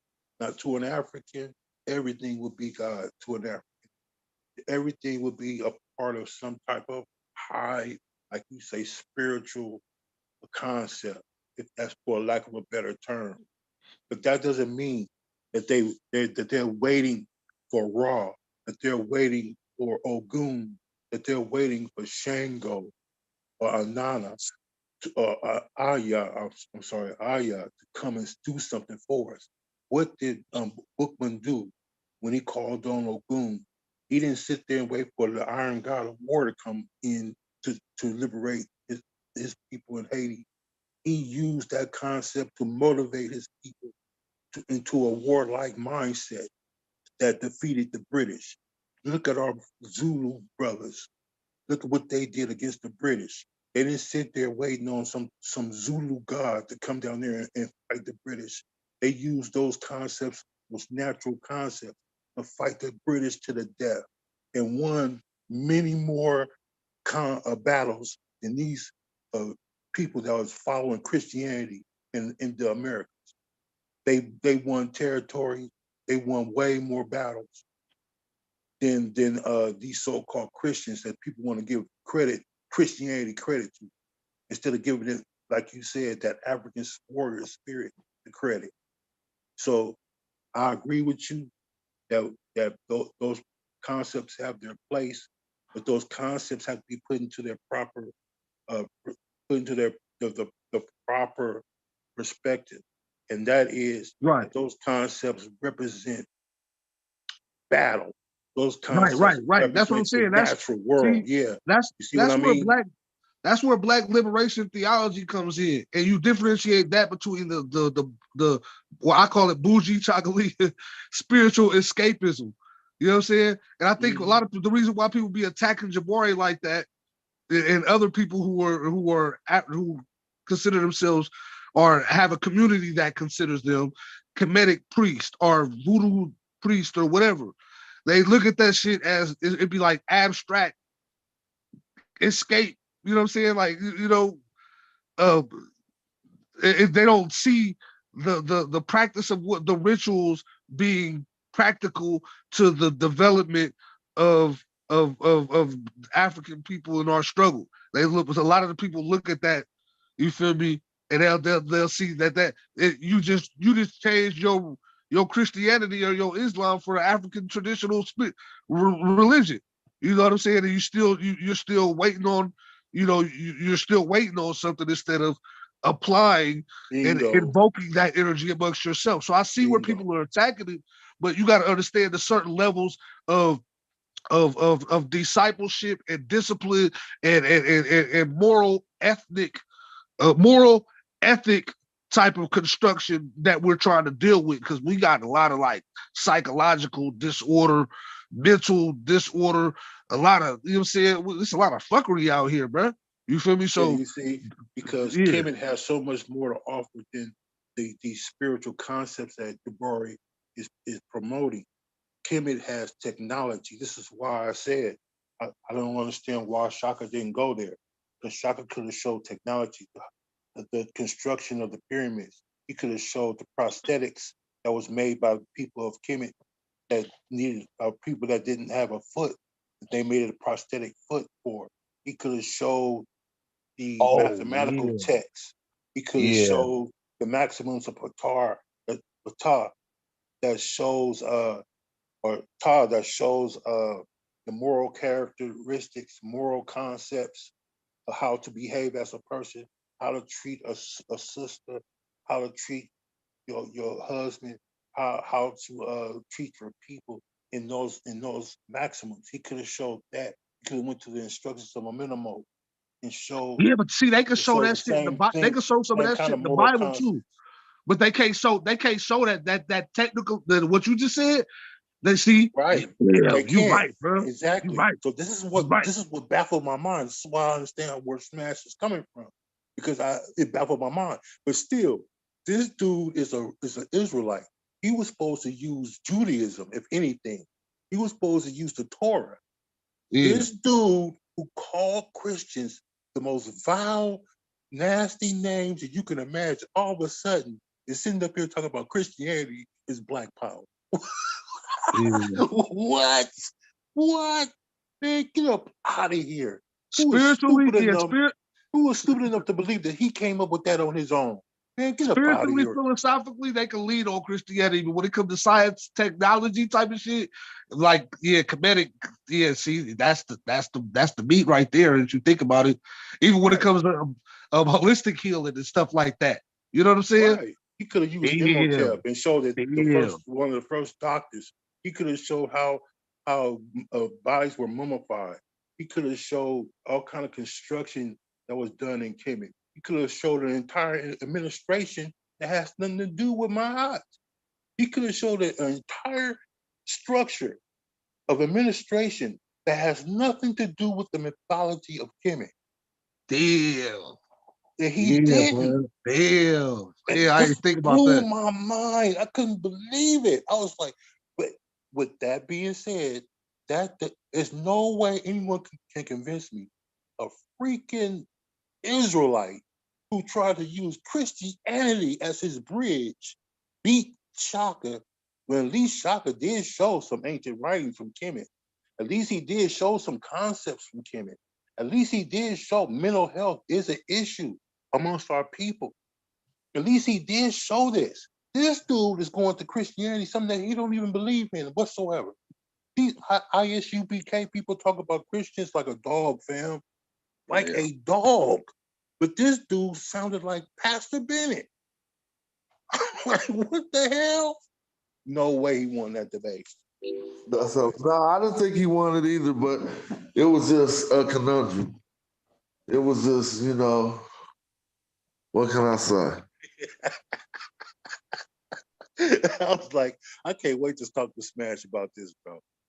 Because Israelites in up here talking like he's a pastor. it just wasn't even like a debate. It just was something else, The facts. Well, let me see. Bro. Oh man, I was like, man, Shaka, you're not gonna use none of the administration text that's in Kemet? Are you serious? Yeah, it seemed like he got to them after the debate or something. Yeah, he did. He did. He did. Now he said that he was limited in time. But still, bro, why wouldn't you just go straight to that? If you were limited in time, why would you try to? I understand you want to be philosophical and you want to paint this picture, you want to build it up. But once they cut your time off, they wouldn't give you the 20 minutes that you wanted. Just go straight to the meat of the situation. This is why I didn't understand. Don't mess around with that kind of stuff. Just go, man. Just show the mathematical text. Show the Moscow papyrus. Show the Ryan papyrus. Show the Edwin papyrus. That would have killed the whole debate. The debate would have been over. Show the Harris papyrus. Show the maximums of the instructions of Macari. Show that. You look, Shaka, you have moral text, you have administrative text, you have political text, you have medical text. None of this that the Bible can show. Debate over. If you do that, they can't even question it. There's nothing they could have said.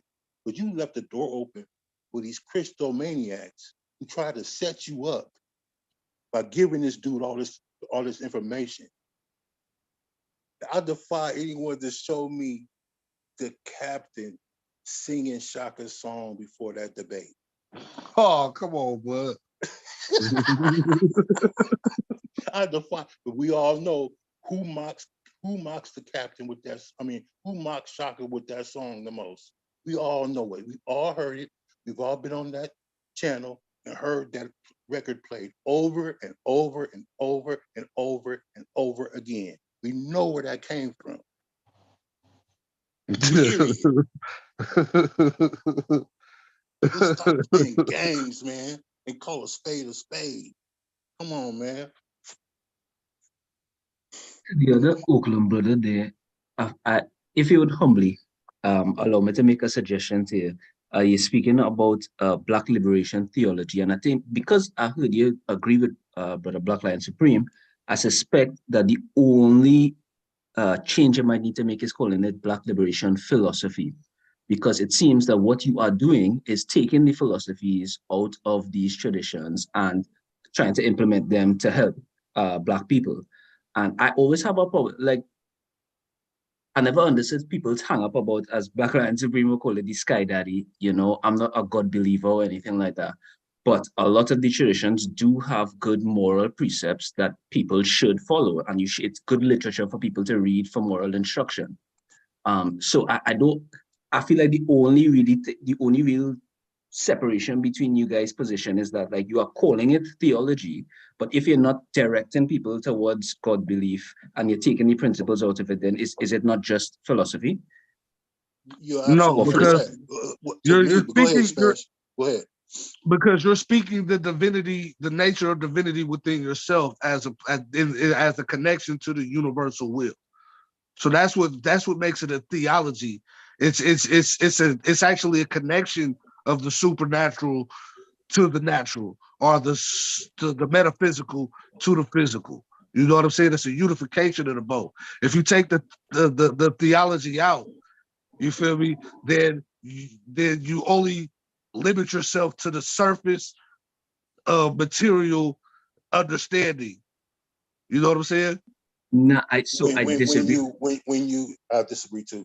When you are using the Bible, you're using theology, which is trying to incorporate the supernatural into the natural world, which doesn't fit, and that is from a scientific perspective. It doesn't fit. It's When from a you're talking about Eurocentric. It's from a when you're talking Eurocentric perspective, when you're not talking from, about not from a African scientific concepts, perspective.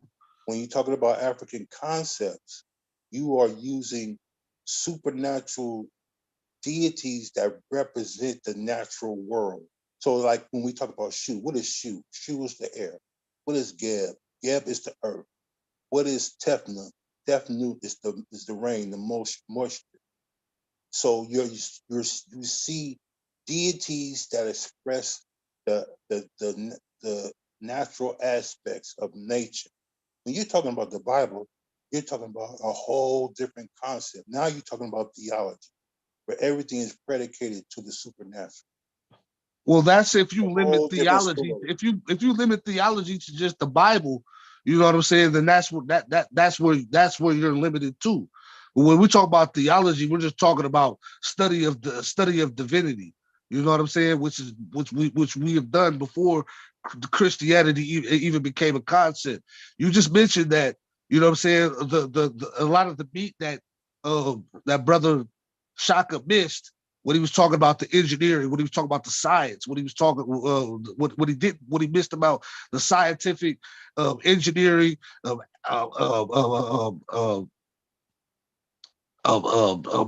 biological uh, anthropology and architecture, right? You think that Imhotep, Khafre, and a lot of those people didn't use spirituality within that scientific thing to that enabled them to push past the limits of human capacity And the to the point. spirituality made it in what form? When you say spirituality, what are you speaking of? I'm talking more so about what I'm talking about spirituality, right? I'm talking about um the thing that motivates you, that pushes you past uh, mortal constraints. You know what I'm saying? Belief in life after death. You know what I'm saying? Belief in um, a higher power that dwells within you to push past your limits. As you know what I'm saying? It's a certain level of willpower that is beyond most of the Eurocentric scientific explanation. Even with the Okay. dope, even with like I natures like understand the where you're going. Dogon. Where you're You know what I'm going. saying? Now, what I want you to do is this: show me a word for spirituality in an African language. What is the word for spirituality? What do you mean? Like, Imoyo. okay, spirituality is not an African term. So, what is the equivalent of that term in the It's not an African language? African term. It's not an African Is term, but The term ka Okay, in better letter doesn't that isn't that spirit? okay, that's a good one. You say ka or the ba. That has to do with the Well, ba afterlife. is the soul. I'll give you that. So, but what I'm trying to say is, when you're talking about Imhotep, when you're talking about Kufi, and others who did great things, I'm trying to figure out what supernatural aspects that they use in order to create and to do the great things that they did. What did Imhotep call upon that was outside of nature that helped him become the doctor that he was? See, it wasn't nothing outside of nature. It was the essence of what nature was, of what the nature is. Bingo. You know what I'm saying? Bingo. And what I'm trying to tell you is that is not the teachings of the Bible. When you're talking about the Bible, you're talking about giving credit to some supernatural being that created us in the first place, that created the planet that we live on and the universe that we're in. That's a big difference than what you just said about an African concept. Big difference. The Christian God is a theistic God, which is one that intervenes in the universe, whereas I don't know about African traditional religions where the God is specifically intervening in the universe. The only ones that would do something is like principles of circumstance and principles of change. Like those would be the ones that are intervening, but those would be like smaller deities, that kind of thing, you know? Facts. The power is within us. We want to change our future. We want to change how we live in this society. The power is within us to do so. Okay, but what we are made of, what the true self is not just what the physical body represents. You know what I'm saying? Like if we're talking about, let's say not botany, anatomy, right?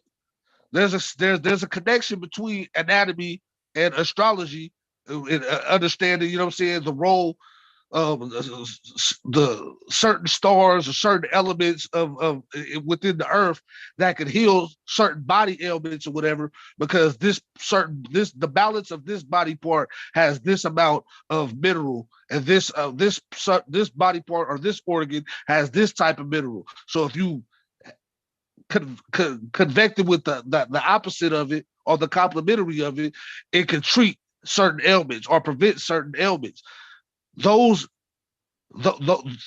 practical things still stem from a spiritual type of thing. Like even you had before you could be a scientist, before you could be a scribe, before you could be a pharaoh or even a soldier, you had to go through the priesthood. You know what I'm saying? You had to go through your rites of passage, and it's those things that are, you know what I'm saying, that are instilled. You know what I'm saying? Those things factor in because we are made up of elements of the universe. So if you type in the elements of the universe that are made up in people, it will show you a list of different elements that's in the universe, that's in our DNA, that's in our body. So that's why you can say that. But when it comes to trying to go into some concept that they've made up called astrology, now you're talking about a whole different thing. See, I base everything on facts and primary evidence. What can be shown, proven, and demonstrated. You can't show me and demonstrate to me what you're saying, when you apply that to us as facts, then I can't roll with it. I got you right there. So when it comes to agriculture, or when it comes to understanding the cycle of birth and fertility, astrology has nothing to do with that. What has to do with it is the what has to do with it is the elements that, like I just said, that we are made of. Look, what is the I'm talking about analyzing. What is the four main components that brought life to this planet? Four main components that brought life to this planet is carbohydrates, lipids, well, he made a good point, real quick. acids, and amino acids that produce. Black Lion, you passed his point a little bit. He was pointing out how astrology has to do with the birth cycle, or even the period got to do with the moon cycles. Is that truth or is that pseudo? When it comes to I believe when it comes to the moon in the menstrual, I think that's true. I think there's evidence of that.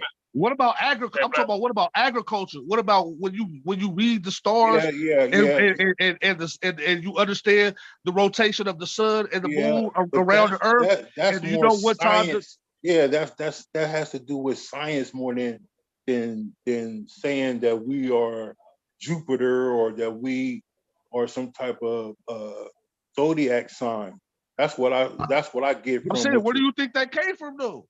Yeah, bro. If I you just don't went study there. that I shit, just came from Tulum, but I seen how the Mayans did it. So you feel me? It's just it's almost the same exact thing. Well, no, You know what I'm saying? what Smash said, I will agree with, because you're using actual science to come to these conclusions. But when But it that comes, science is not separate from the spiritual teachings. That's what I'm trying to tell you. but They what don't spiritual, separate it like that. what Europeans spiritual did that teachings? shit. You keep using that word spiritual. That's the Hey, let's problem see I what have. Thunder trying to get in. What's up, Thunder? What's up, man? Black Line. Let me ask you a Hey, Thunder, what's going on, fam? What's happening with question. you, Hey, bro? man, you all right? Yeah, I'm good. How you doing? I'm good, brother. Let me ask you a question. Matter of fact, Smash. Thank you for having me on the chat, man. Sorry about that. Smash and Black Line. Let me ask you one question. Who was the deity HA? Who? The deity HA? Yeah. Ha? Well, that's a weird. I mean, I don't know what somebody say, but ha is actually like That's a it word. means to praise. Yeah, so in theory, that would be. I mean, that's one of the words is that we can use for one of the words that we can use for pray. I said words is that's hella funny. It's one of the words we can use for pray. Okay, let me ask you this. Well, let me read this. If I'm wrong, then it don't blame me. Blame this source, right? So they say Ha is a protector god, Lord of the Western Deserts, also known as the Lord of the Libyans. He was God to the desert, to the west of Egypt, son of the god Law, Laaw, who was probably also a desert god. Ha provided protection from the Libyans and open oasis for travelers in the desert, depicted as a strong young man with the sign of the desert over his head. Now, is that similar to the God that you don't believe that is the same as the God in the Bible? So that's what I thought you was going with it. Of course, that's where I'm going. You know where I'm going. Yeah. you know exactly where I'm going to go with. I thought that's what you were going to try to go with. Now, if y'all want me to share this, I can share my. I'm on the phone, but I can't. I think I can't share the screen, but y'all can look that up. Ha! I'll protect the God. Just put that in your Google. I understand. I know exactly what deity you're talking about. So right. now, what source are you getting this from? Okay, let me read it. Let me share it. The source is journeytoegypt.com. And let me see if I can share it. You have the author of the article, name of the author. Oh no, it said only the host can share this meeting. Somebody can somebody just hold on. I'm on my phone and I can't mess with the sentence. My bad. Just tell me the name, Tommy. You want to show it. The name of the source is the gods of Egypt, the complete list, and it's on journeytoegypt.com. Okay. So what I suggest. What dynasty is that though? I don't know. No, that's all it says. Middle Kingdom, I think maybe even the Old Kingdom. Could be the Old Kingdom. I'm not Smash no more than on me. But what you can do is this, Thunder. You could have Smash break down and read the text, the actual text where this deity is from, and then he could break it down a lot better than me on what aspects of this particular deity. Really I hear what you're saying about the deity. So what's the question about it though? You saying is that like Yahweh? I am saying that Black Lion and the young man. What's the other young man name with the dread? Ref, like a referee. Rex. Oh, Ref. Okay. I don't rep. So they were having a discussion about Flatline is in denial, right?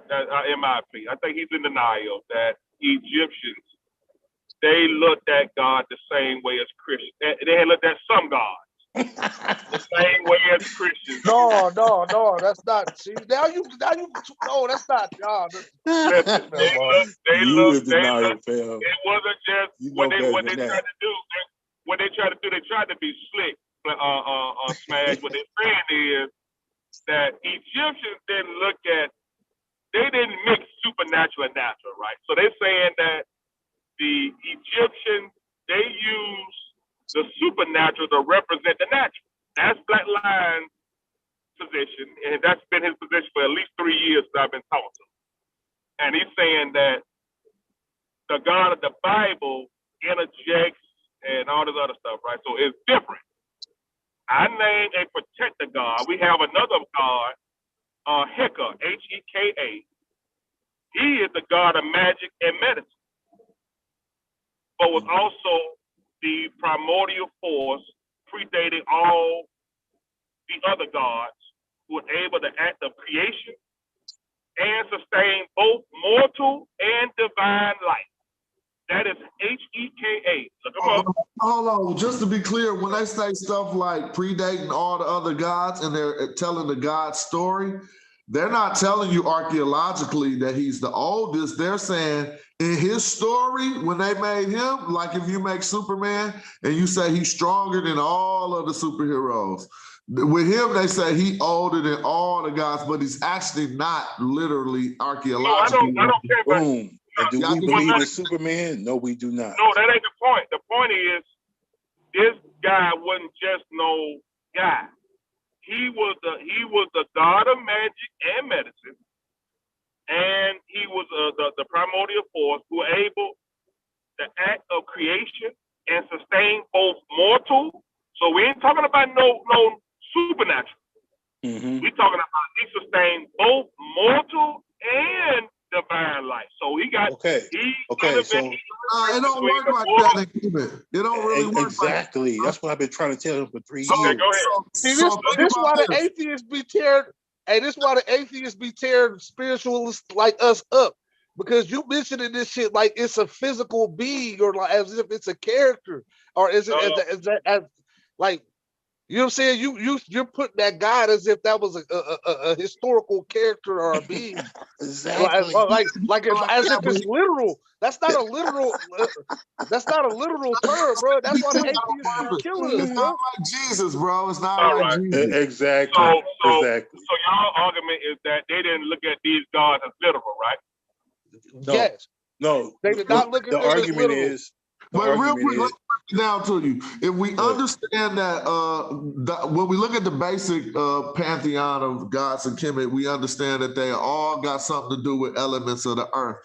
Well, as they grow and as they learn about more things, they start to attribute more things to deifications or whatever. So then you can start to look at how elemental whatever that God controlled was to know his important or when he developed. For instance, magic, the concepts of magic and stuff like that will come way after just figuring out some wind was blowing and there was a sun in the sky. So Ra, obviously, Ra was probably one of the first ones, even though he's not in the pantheon. You should think of how man developed, that the sun was first, then they came with the wind. So along those lines, you could gauge the matter of importance of a deity who's way down the line of magic. Like that would take hella shit before that. You need the god of wind, earth, fire, sun, moon, the star, all of these other elemental things before the brain start wandering into creating a nature for things like magic. I just wanted to point that out. Right. And look at Sekhmet, Thunder. Her breath created the sands of Kemet. They are taking a deity and highlighting the aspects of the sand. They are deifying the nature. It's a difference from doing that. Hold on. It's a difference from doing that than to saying that some sky daddy in the sky came down and created everything. That's different. It's a or whole to even different saying that, concept. or to even saying that segment, or to even saying that segment was a physical character that made some sense. It was a lion that came through and made some sense. You know what I'm Right, a saying? lion-haired That's woman. not what it is. That's not what it is. It's just emphasizing the greatness of the sand or the power of the sand. That's all it is.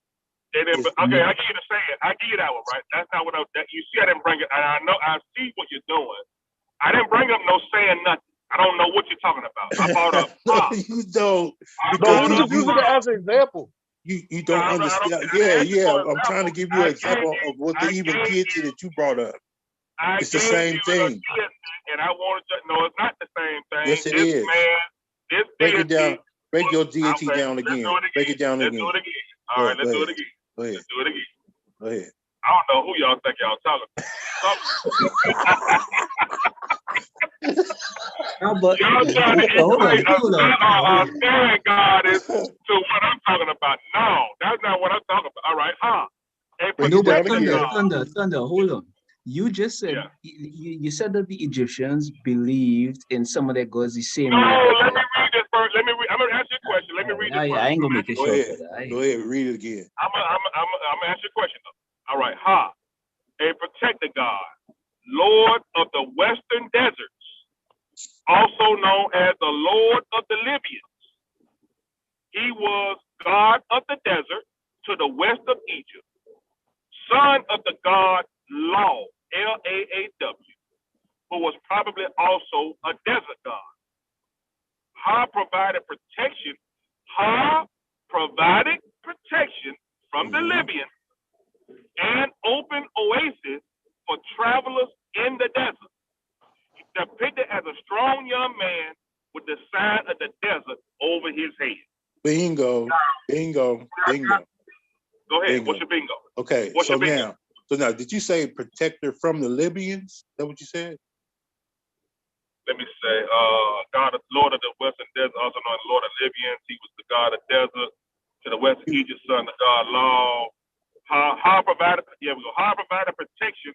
He provided protection from the Libyans and open oasis for travelers. So, okay, got you.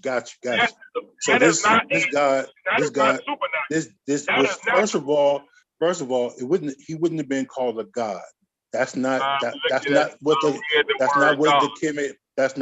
people of Kemet would have said. If anything, he would have been a Neteru. Okay, not a God. So now he represents the protection that they have between them and the Libyans. It seems like he represents a pathway, a free pathway. He represents the sand. He's a man with the sand over his head. The man is a natural concept, and the sand is a natural concept. There's nothing supernatural about his image. What is supernatural about his image? Nothing. The image is not supernatural. Okay. But his attributes and his let's just say his purpose is natural. Right. His purpose is natural. What is supernatural about his what is supernatural about the deity itself? Show me what's supernatural about it. I want to know what's his overall point about this nature. He's trying to smash. He's trying to compare this particular nectar to Yahweh. That's what he's trying to do. He's trying to say that the people of Kemet felt the same way about this particular nectar as he, as a Christian, would about Jehovah. Let me help you out. Let me help you out, Thunder. If they were trying to make some type of equivalent or not equivalent of a parallel to Yahweh, it'd probably be Amun Ra or some shit like that. It would be that. Like it would be the unknown, the deity that doesn't have no name, but it manifests through the thing that makes everything create, which was the sun. You know what I'm saying? That would be that wouldn't work either, because now you're talking about the sun. You still No, Simon but Bar, the you talking see, about Ra is the son. I agree. Amen Ra is the the son. What essence is of what the Amen? son. Okay, there you go. So That's you feel still me? not the equivalent of Yahweh. It's He not even had close. a natural. I get what y'all say. I'm not talking about representation. Well, that's what y'all trying to muddy the water.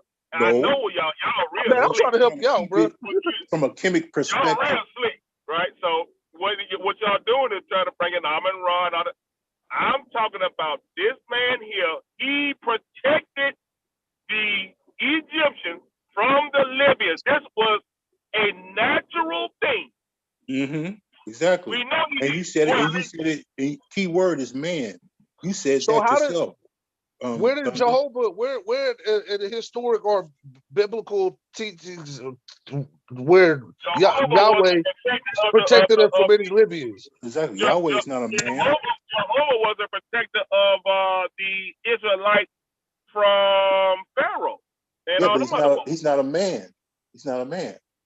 Jehovah is represented as a man through Jesus.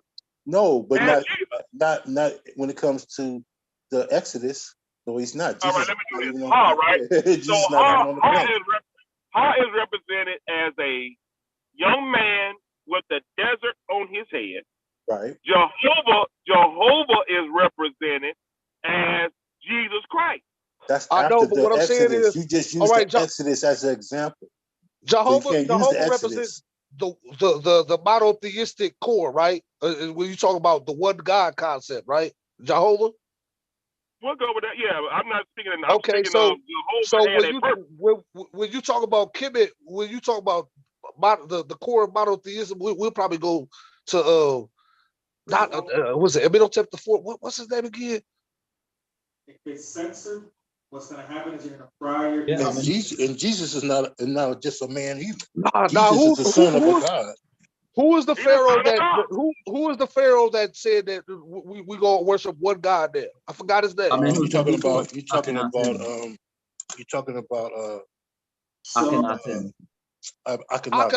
Akhenaten. So Akhenaten introduced mostly. Well, he kind of put the Aten, Amen Ra type of thing on the map. You feel me? So when you're talking about the whole concept of the one deity that manifests into multiple things, but we focusing on just that one thing, that's the only parallel with with Yahweh you're gonna get, not with any of the lesser power deities that are more like Orishas or angels or netters and things like that. You know what I mean? Exactly. And Jesus is not a man. Jesus is a man. No, he's not. He's the son of a God. He's not a man. He's the son of man. He is the son of man. You can look this man. I'm not gonna have no Bible discussion with you, Flatline. So I can, right? If you're gonna sit up here and talk about Jesus is just a man, you can't keep it country, man. And then you talk about he's called the son of man because people was trying to say Paul, because you had other Christians that was trying to say he was just a phantom, he was celestial. So that's why Paul emphasized that he was the son of man. But he never said that he was just a man. I told you he's a representation of God in the flesh. Okay, so what I'm talking about is said Yahweh. I said a closer parallel to what you're looking for when it comes to Yahweh would be Aten or Amen Ra. That specific element of the deity. Good one. Let me do this right here. Okay, I'm head. It's the reason why you say Amen after you pray instead of saying Yahweh. No, that's pseudo. That's being debunked. All right. Yeah, I have to give him under that one. Amheh. Amheh. He is a god in the underworld, devourer of millions, and eater of eternity, who live in a lake of fire. Right. So we definitely know that that person is just a representation. Right. We know that. Okay, Aken. You brought up Aken. Aken is the custodian of the boat which ferried souls across Lily Lake to the field of reeds. Right. We know that is a deity that's been attributed to something else, right? We got that part. I'm with you on them. Anta, A-N-T-A, the aspect of the mother goddess Mut or Mut, worship at Tanis as the consort of Amun, right? So we got that. I'm talking about this Ha person. Ha ain't just he ain't just no, I represent something. No, this guy protected the Egyptians from the Libyans. And he opened oasis for travelers in the desert. That's not somebody this like Gab, the god of the earth and growing things. Gab, the god of Shu and Tefnut, husband of Nut. No, I'm not talking about that. We know those are representations. No, this God did something in the natural. Okay, so his aspects represent whatever they were doing to protect themselves from the Libyans, whatever they were doing to open up a pathway, whatever they were doing to travail through the desert.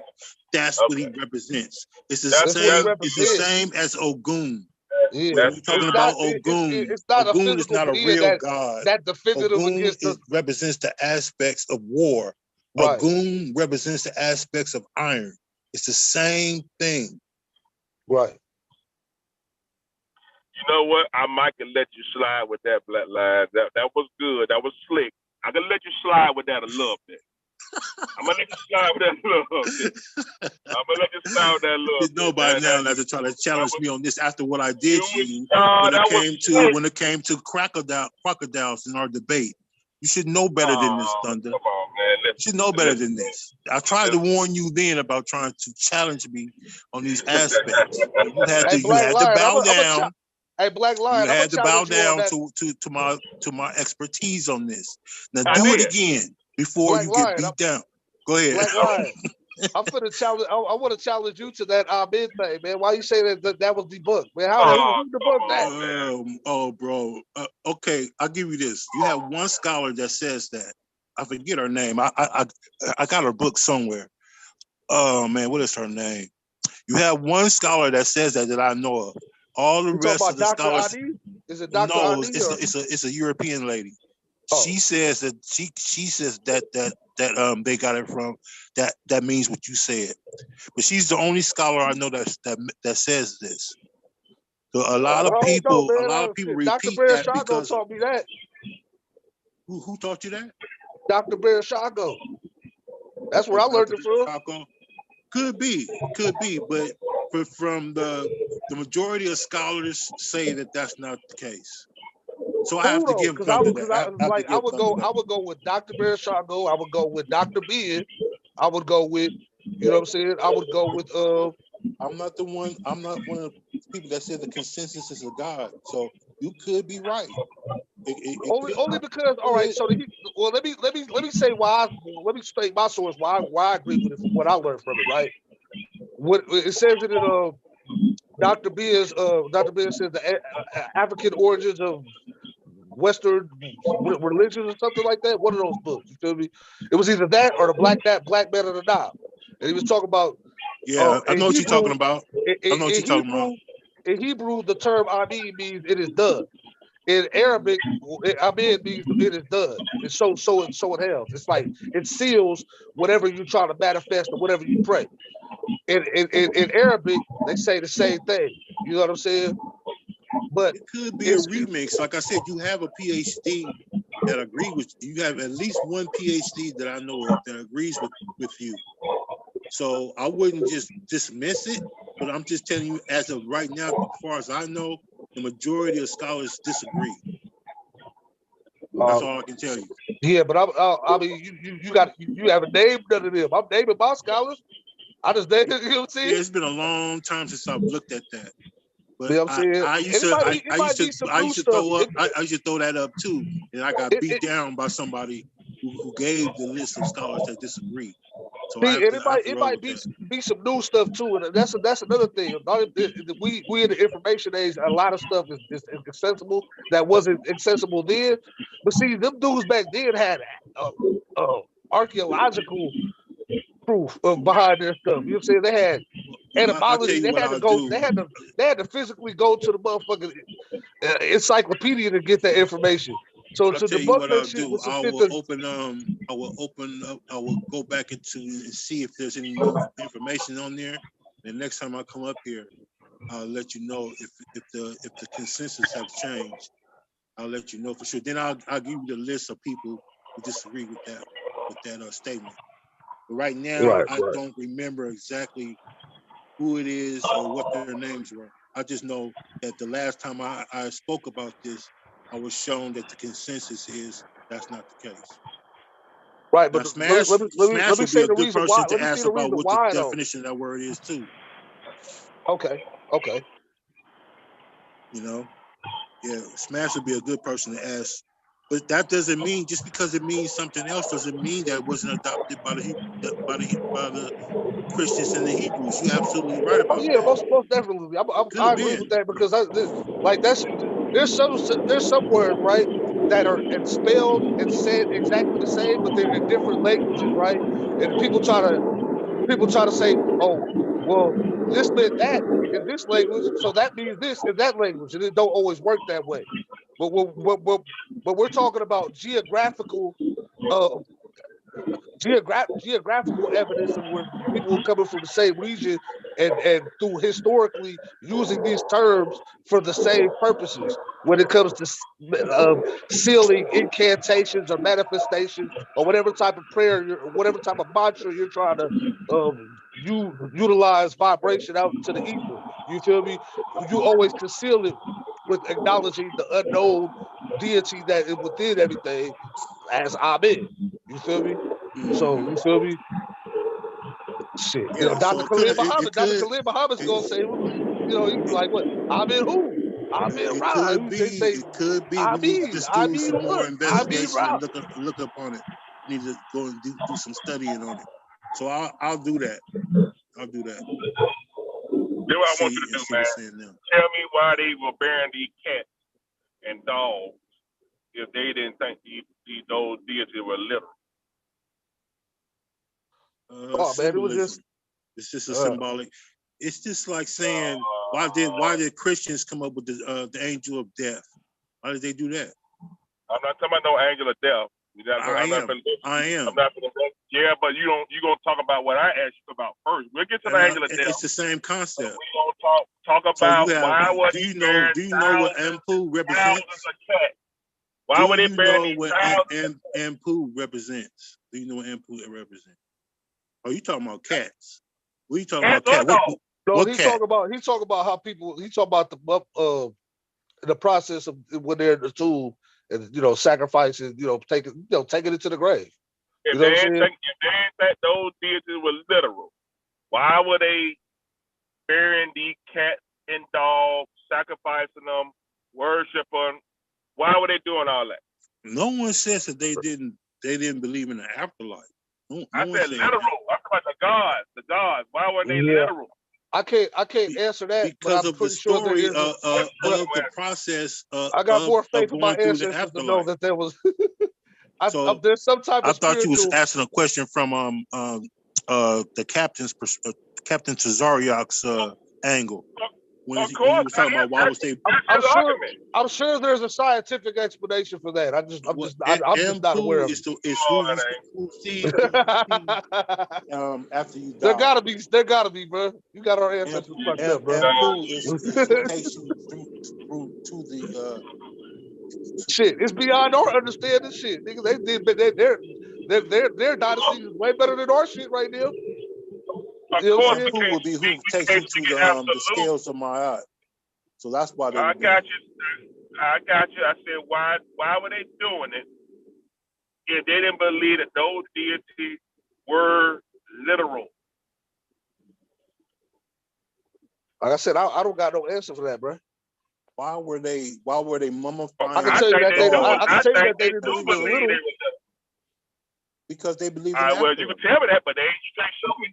You can tell me you can run your mouth, but you can't. I can show you where they were burying these cats and these dogs.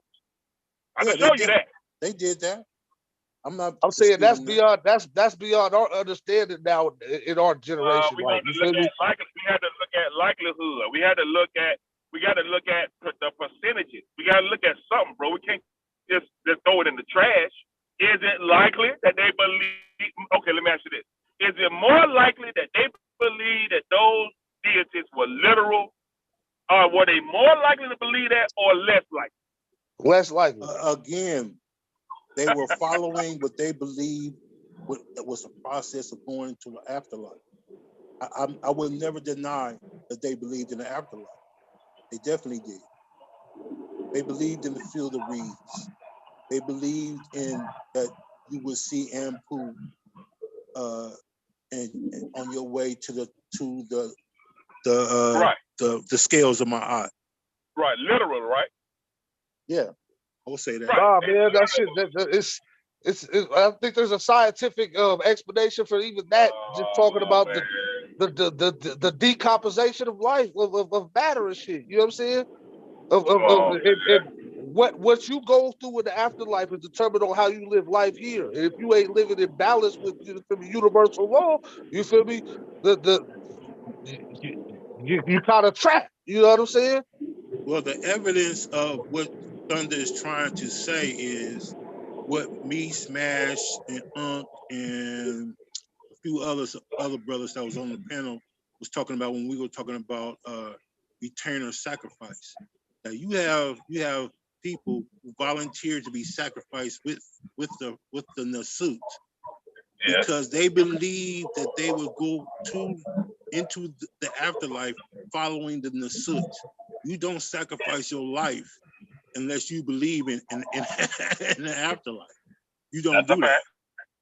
So that's evidence of them taking it literally, as Thunder suggested.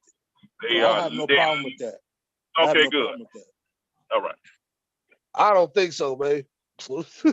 Hey, bro, we went through that retainer sacrifice, being smashing them, bro. It's No, rough, I know man. about that. Man, I'm just saying, I'm pretty sure. These Just dudes because I were don't know it, volunteering to be killed. They volunteered. They said, "Yeah, we'll go." And the reason why is because they believe following the what you call Pharaoh to the with guarantee that they're going to the field of reeds. They really believe that. So you don't do that unless you're taking it literally. I'm not gonna stand up and say, "Yeah, okay, you can kill me. I'm gonna go follow the Pharaoh," unless I believe that I'm really going into the field of reeds. That's literal. Literal. There's no doubt about that. You can't deny that. And I learned that day when we was talking about that, when we and smashing him, because I was on the fence at first, just like you are. But when I did the research on that, and I saw them people was volunteering to die on purpose, that's like an to be insult to our sacrificed. ancestors. That's like an insult to our ancestors' intelligence, bro. You feel me? You don't mean to tell me that the type of empire that they developed that within the level of science and technology that they had back then, that they could differentiate the literal within that. Like you don't think there was no scientific thing behind even that? No But matter the how, science no and matter technology how is not, symbolic that shit was. it doesn't take away from how they felt about the Nasut. They felt like the Nasut was represented the supreme force. So if they believe that, and they believe that dying with him could take them to the field of reeds, and they are volunteering to be sacrificed, you have to take that for what it is. There's evidence of this. It's not nothing that we're making up or that we're assuming. This is documented. That's all I'm trying to tell you.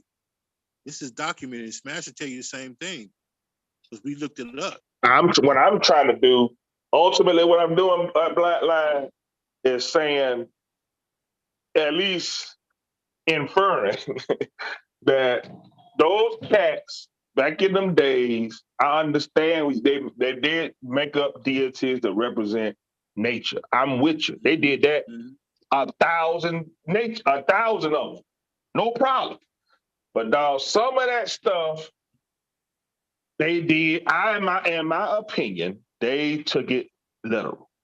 I have to agree with you on that. I can't deny that. All I was trying to get you to understand is that that many of the deities, just like you just said, represents the different aspects of nature. Now, it is natural to die, Thunder. It's natural. Yes. That's also natural. We live, we die. That's natural. It has nothing to do with the supernatural. Now, did they believe in an afterlife? Yes, they did. And I don't know too no, many a people literal on the afterlife. planet. Yeah, a literal afterlife. I don't Yes. know too many cultures on the planet that didn't. Right. That doesn't mean that it's a fact. Even if you want to use Kemet in that way, that doesn't prove that the field of reeds is a real place. No, I don't care about that. I'm just saying that my brother is trying to make it out that science. No, man. No, ain't no scientific reason to be sacrificing thousands of cats and burying them in tombs. I don't know what science you could come up to I don't know what you even make up for that, bro. No, I wouldn't say that's science. I'd say that's No, that's what I'm symbolism. saying. I don't either. I just believe that there gotta be something, because how do you do something that to that to that level of dynasty in the development of that type of civilization and not have that? You know what I'm saying? Like, I can understand, like, certain will, all right, even to build the pyramids, you know what I'm saying, the type of labor it takes.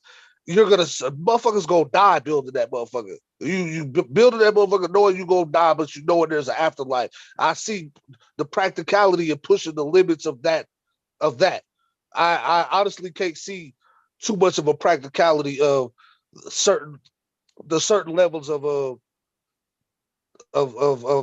sacrificial, ritualistic type of activity. I ain't gonna lie. Yeah, many of the pyramid builders that died, they were put in tombs. Food was put in their tombs. Cups for drinks were put in their tombs. And different things were put in their tombs. I That mean, proves but right Thunder there making that the they. point, though. You know what I'm saying? I hear the point you making, Thunder. Of But I'm course you do. saying it don't apply to the deity. You just be messing things up. That's a good point. It's a good point you making, but it don't apply to what you're trying to say overall about that deity. You I see what I'm think saying? literally they believe in that deity, bro. I think it's literal because they were burying these cats and dogs, and we know that the cats and dogs were a huge part, especially the dogs, a huge part of the afterlife aspect. And we know that cats were highly praised and touted during those times. So why people were they that doing it? bury their cats and dogs with them to this day in America. Yeah, but not does that in mean a that they ritualistic. Not taking taking the organs out and all. Nah, it was wrapping them up and mummifying what do you them. call Nah, bro. embalming? What do you call being embalmed? Well, no, I'm saying. Do you know? Hey, Thunder, do you know this? Do you know one of the qualifications for you becoming a saint in the Catholic world is that your body is preserved in death? Do you know that? So I to be a saint, didn't know yes, that. to be a saint, when they look you up, when they dig you up, if your body is pretty much intact, you become a saint. Do you understand that? I'm not. I don't know, but I'm gonna go. Let's go. Let's just say you're right. Fine. We'll go. I will submit to that, bro. I don't know. I don't have the knowledge. But I'm saying I don't believe that all this stuff is just coincidence, that they just bearing all they. I think they literally believe this. I think they literally believe in a cat god and a dog god. And a part of Pooh that was a belief jackal. was It's not a sacrifice. dog. It's not a dog. Dog head man, right? People Man with a love. dog head, right? No, he's a jackal. He's not a Jackal, dog. okay, that's fine. Man with jackal's So people canine. loved their dogs back then. People loved their Yeah. cats back then the same way we do. Yeah, but not to Some the people point where buried we're their dogs and sacrificing cats with and them. worshiping them. Now, when you're talking about Ampu, and it is a ritual of Ampu, that's a fact. So when you're talking about, if you leave it at that, if you just say that, then I'm with you.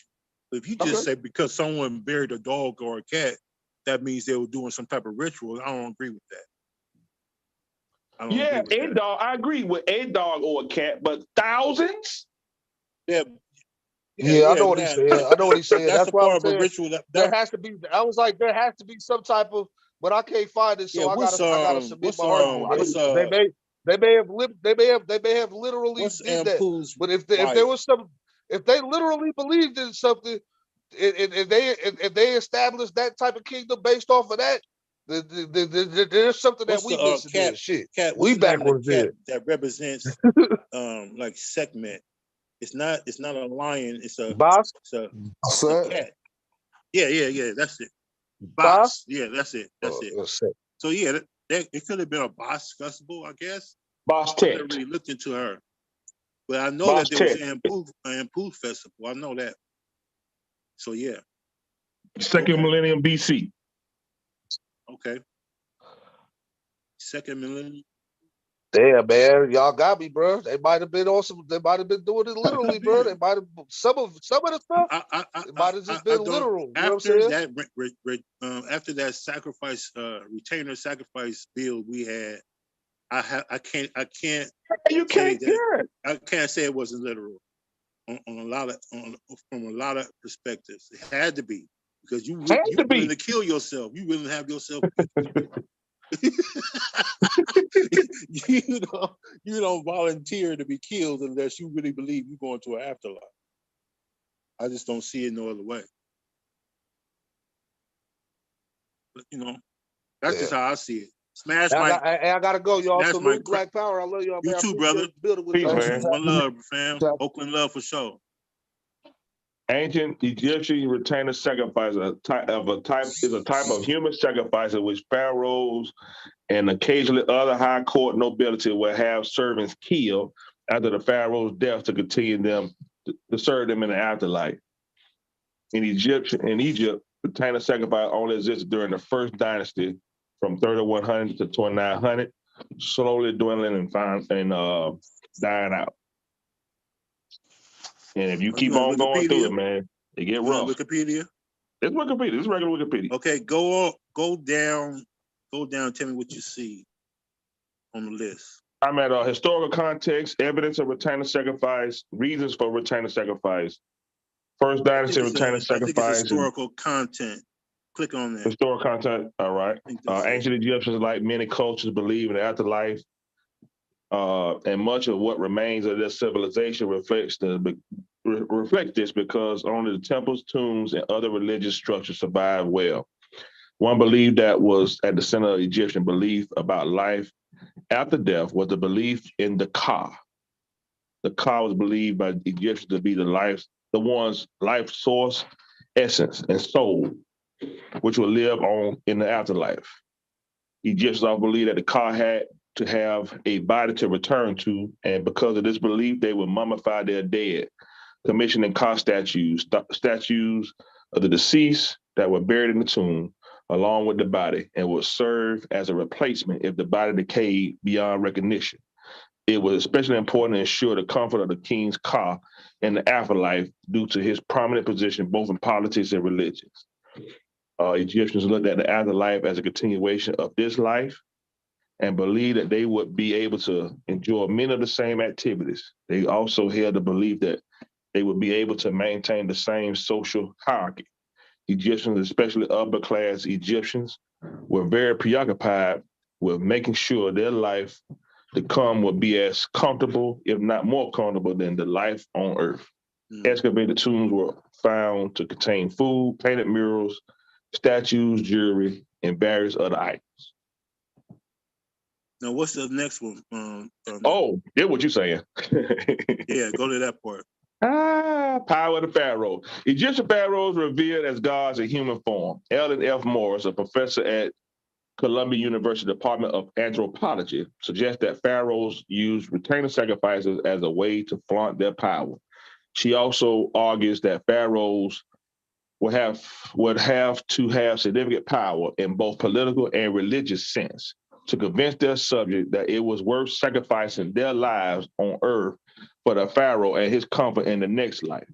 In addition, their family will have to be convinced that the pharaoh's comfort in the life to come was important to allow their loved one to be sacrificed.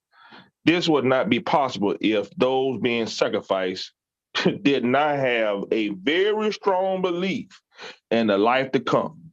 Egypt's government had to convince the people that the king was a god and what belonged to him in his life on earth belonged to him in the afterlife also. Dr. David O'Connor from New York University Institute of Fine Arts proposes that subjects of a king being willing to escort him into the afterlife demonstrates that a change had occurred in the way the Egyptians viewed their king. Bingo. So you don't do that unless you believe. A very strong belief. Exactly.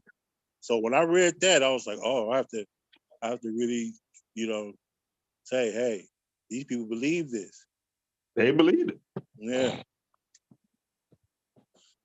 Yep, I had to say that. I had to admit that. Speaking of admitting, now, I came on because y'all were talking about the debate. Who you think won that debate, man? Shaka. Why? Because no one can convince me that an Israelite is going to pick up Christianity. There's no way, no how. Especially an ISUPK member who hates Christians with a passion. Come on, man. So We talking about the Bible, not Christianity. He called Christianity Black Power.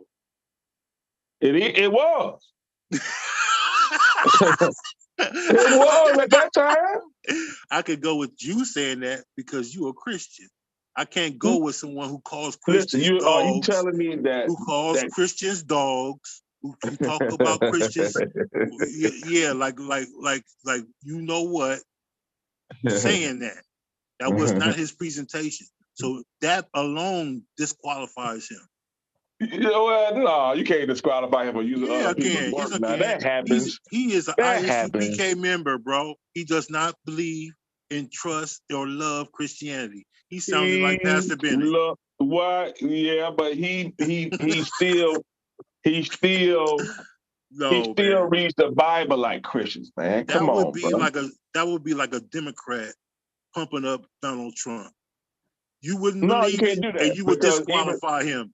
You would disqualify him. Up him. No. I'm talking about what's the biggest Democrat you know? You mean a liberal? No, you're talking about a liberal. Yeah, that would be like a liberal. Yeah, liberal. Yeah. Pumping up Donald Trump. Someone who calls Donald Trump a racist. Someone who thinks Donald Trump is the scum of the earth. And all of a sudden, he's going to use Donald Trump to try to win a debate. No. Listen, man. Let me ask you this too. Sarnetta was saying, he's inferring that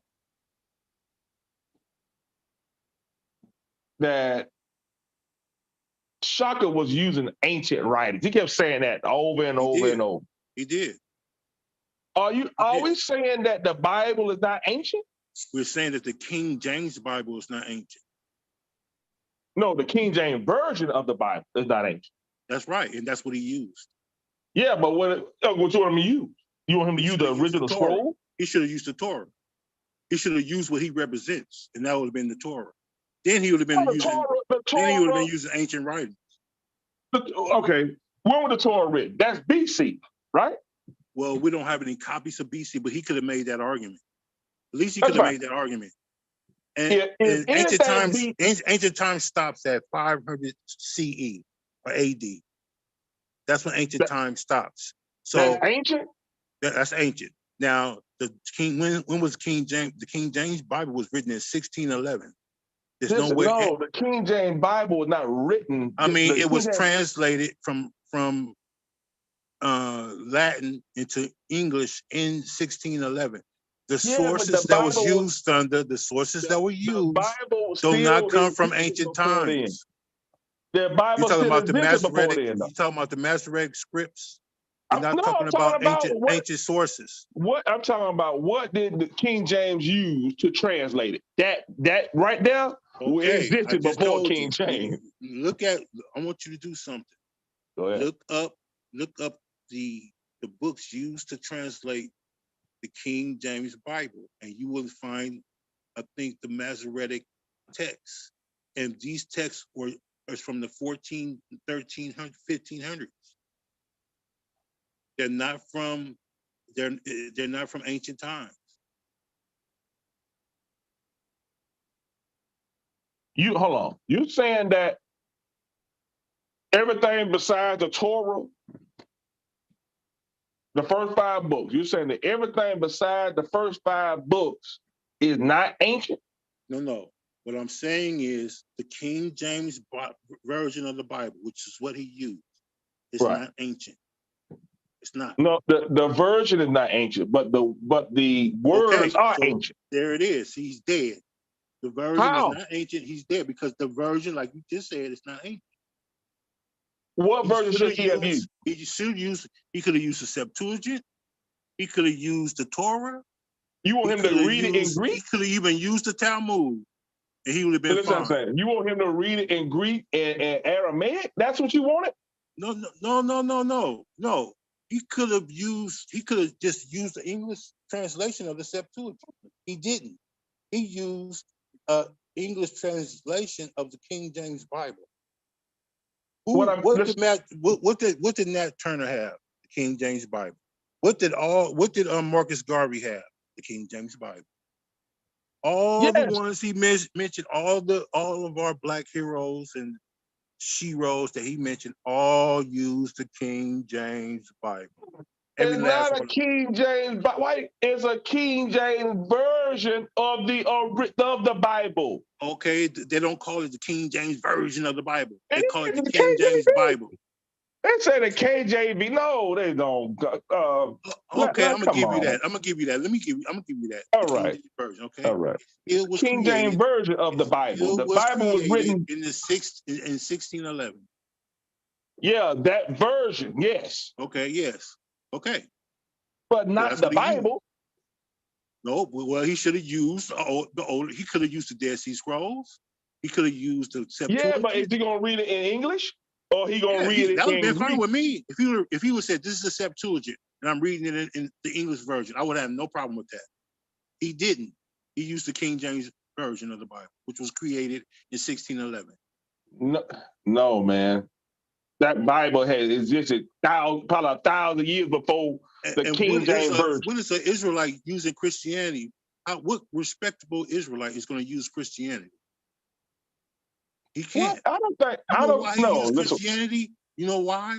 Because he can't show an Israelite doing a damn thing for black people. That's why. You have certain. You got plenty of Israelite. Jesus was an Israelite. Paul, Peter, Luke, all these Israelites were doing something. Come on, man. Paul never called himself an Israelite. Yes, he did. Peter never called. Show me Paul saying he was Israelite. I'll wait. All right. A Roman who was born in Rome, in the Roman Empire. Show me that.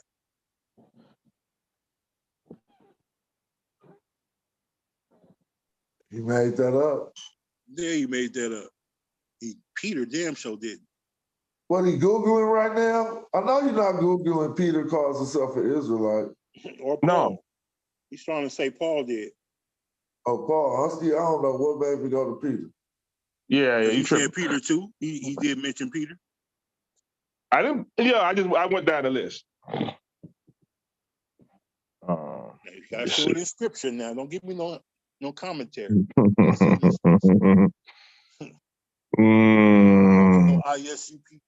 This article argues that Paul prefers to present himself as an Israelite instead of a Judean for strategic purposes. Philippians 3 and 5. Let me look.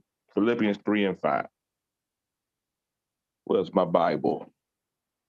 Pull your Bible up on your phone, Black Line. I know you got one. I can't pull it up on my phone. I already been pulled it up. I'm gonna get kicked off if I try it. Oh, you can share the screen now. I can? Yeah, you can. Oh, okay. Let me pull it up on this app first. It's doing these doggone stupid commercials. Commercials? What are you trying to do? Show on a Bible app, man. Oh. I need to get another one. You know how they do the ads or whatever. Just type. Well, never mind. Go ahead. Yeah, let me put in. Yeah, I'm just putting in Google because this ain't gonna. Yeah, just go King James version. Paul called himself an Israelite. Go ahead. Let me see. Could be. I've never heard. I've never seen. Okay, we're gonna find out today. And nobody called themselves an Israelite in the whole We Bible. finna see, bro. Let's just see how this works. I don't know. I'm just talking Yang. I might be right though. What you saying it for if you don't know? I might be right. That's why. Oh man, you made that up. Yeah, I did, but it might be right. Okay, well, show me. I'll wait. 3 and 5. Philippians. Nobody called themselves a Hebrew Israelite is what I meant to say. Nah, That's you fine don't, with me. don't That'll back work. off now. If he Don't said back that, off now. I ain't backing up. That will work. All Show right. me.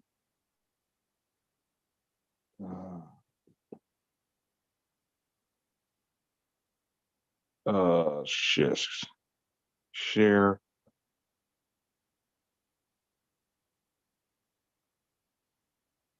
Screen.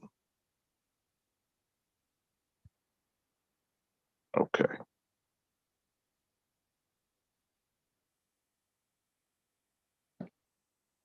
Philippians 3 and 5 said he was circumcised the 8th day of the stock of Israel, of the tribe of Benjamin, Hebrew. and Hebrew of the Hebrews. Okay. As touching the law of Pharisee. Pharisee. Not a so Israelite. He's saying he from the stock of Israel. Yep. That's not an Israelite. From the tribe of Benjamin, and he's a Hebrew. So he's a Hebrew. He's a Hebrew from the stock of Israel. What that mean? He's not using the term Israelite. Nah, he's a Hebrew of the Hebrews, and he is of the stock of Israel. So what that make? Okay, so what? That doesn't make him an Israelite, or he would have Come said on, man. Israelite. Say he a Hebrew. Smack just said he didn't say he was a Hebrew Israelite. I just said he definitely Hebrew. We were looking for the term Israelites. You can't move the goalposts. What is an Israelite? Okay, what's an Israelite? An Israelite is someone who identifies themselves as an Israelite. No, we got that. A modern day term. Don't make no transgender thing. That's about that is not an ancient he term. identifies. No, that in ancient writings. Show me the term Israelite in ancient writings. Nah, listen what I'm saying, bro. What is an Israelite? An Israelite is someone from Israel, right? Oh, okay, but why didn't he use the term Israelite then? Why didn't he use it? He from the stock of Israel? Okay, still he's not using that term. You said Israelite. Okay, Smash.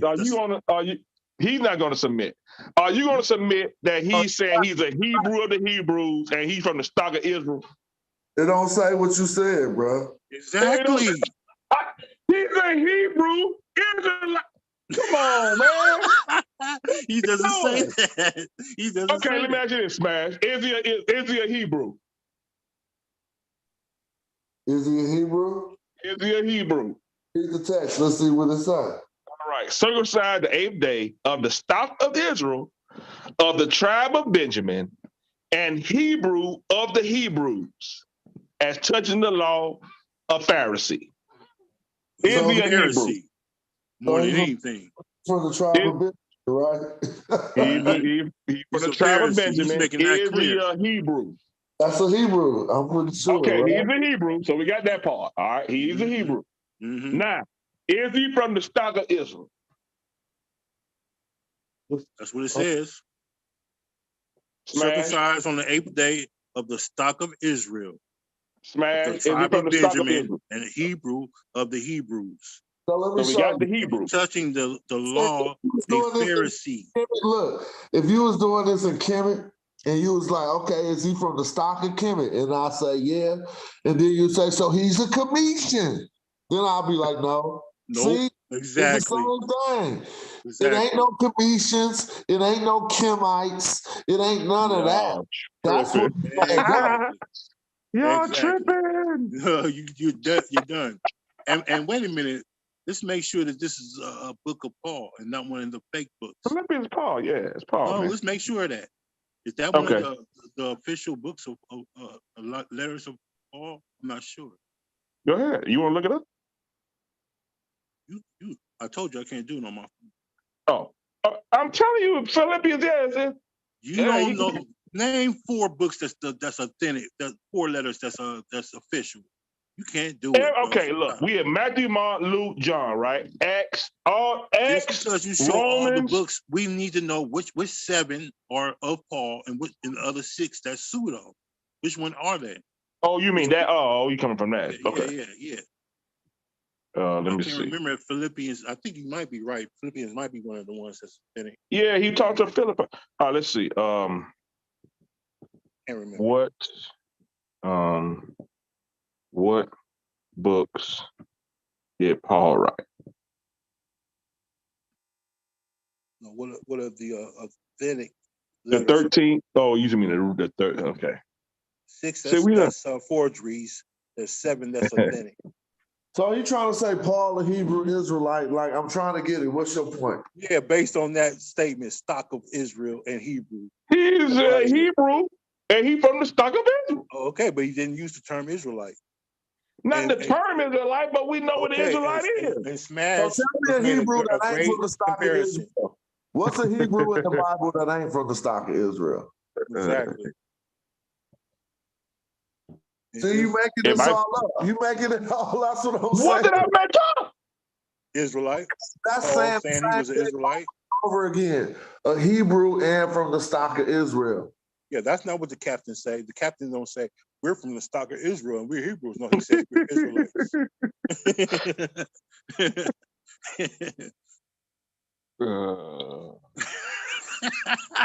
But good try, brother.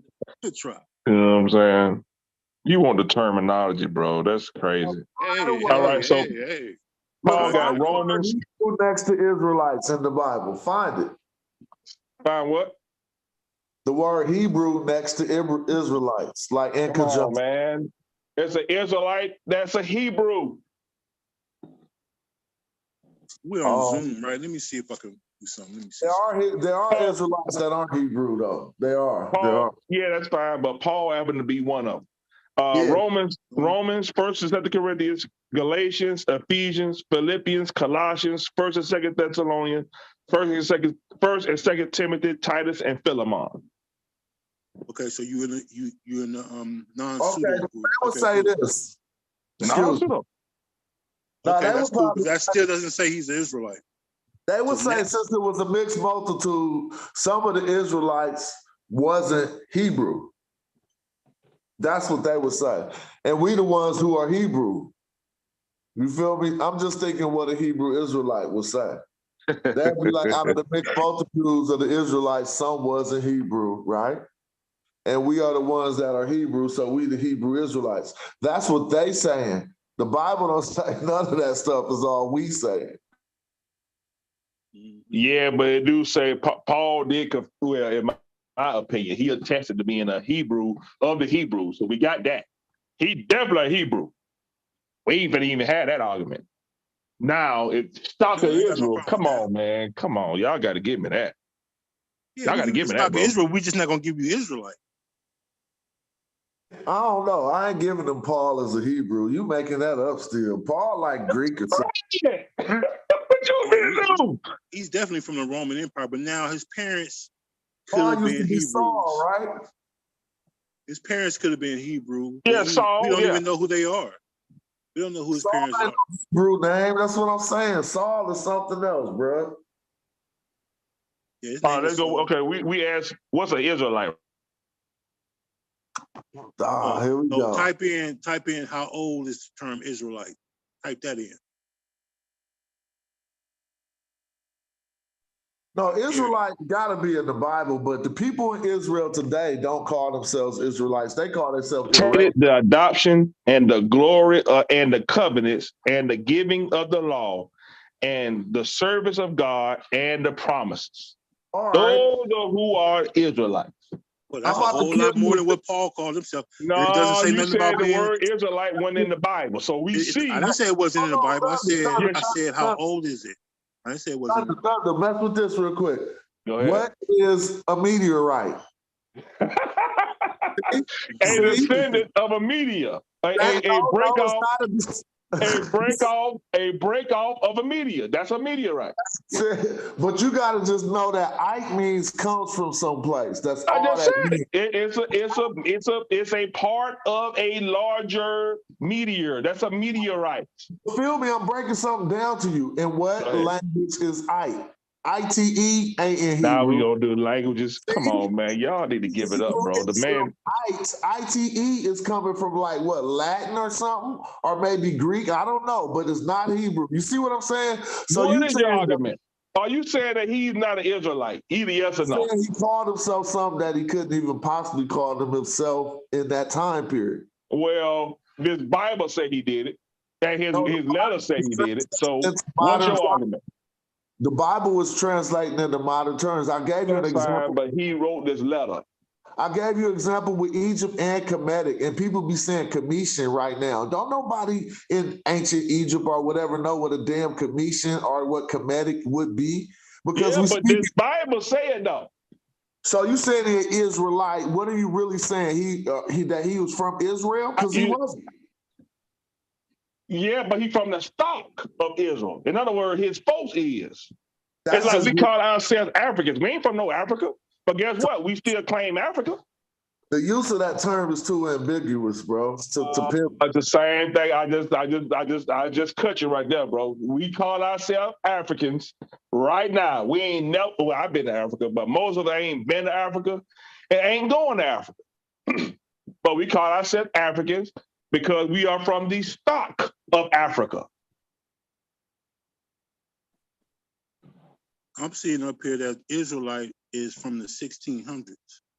Well, I'm looking at Israelites to whom pertain the adoption and the glory. The word Israelite, it says Israelite, and this is Paul writing. From the 16 to late is from the Latin word. What Latin word? It is religious. It's religious? Mm-hmm. That's what I'm saying. So look. And at that time period, he would have been saying, so is he religious? Is he religious? Exactly.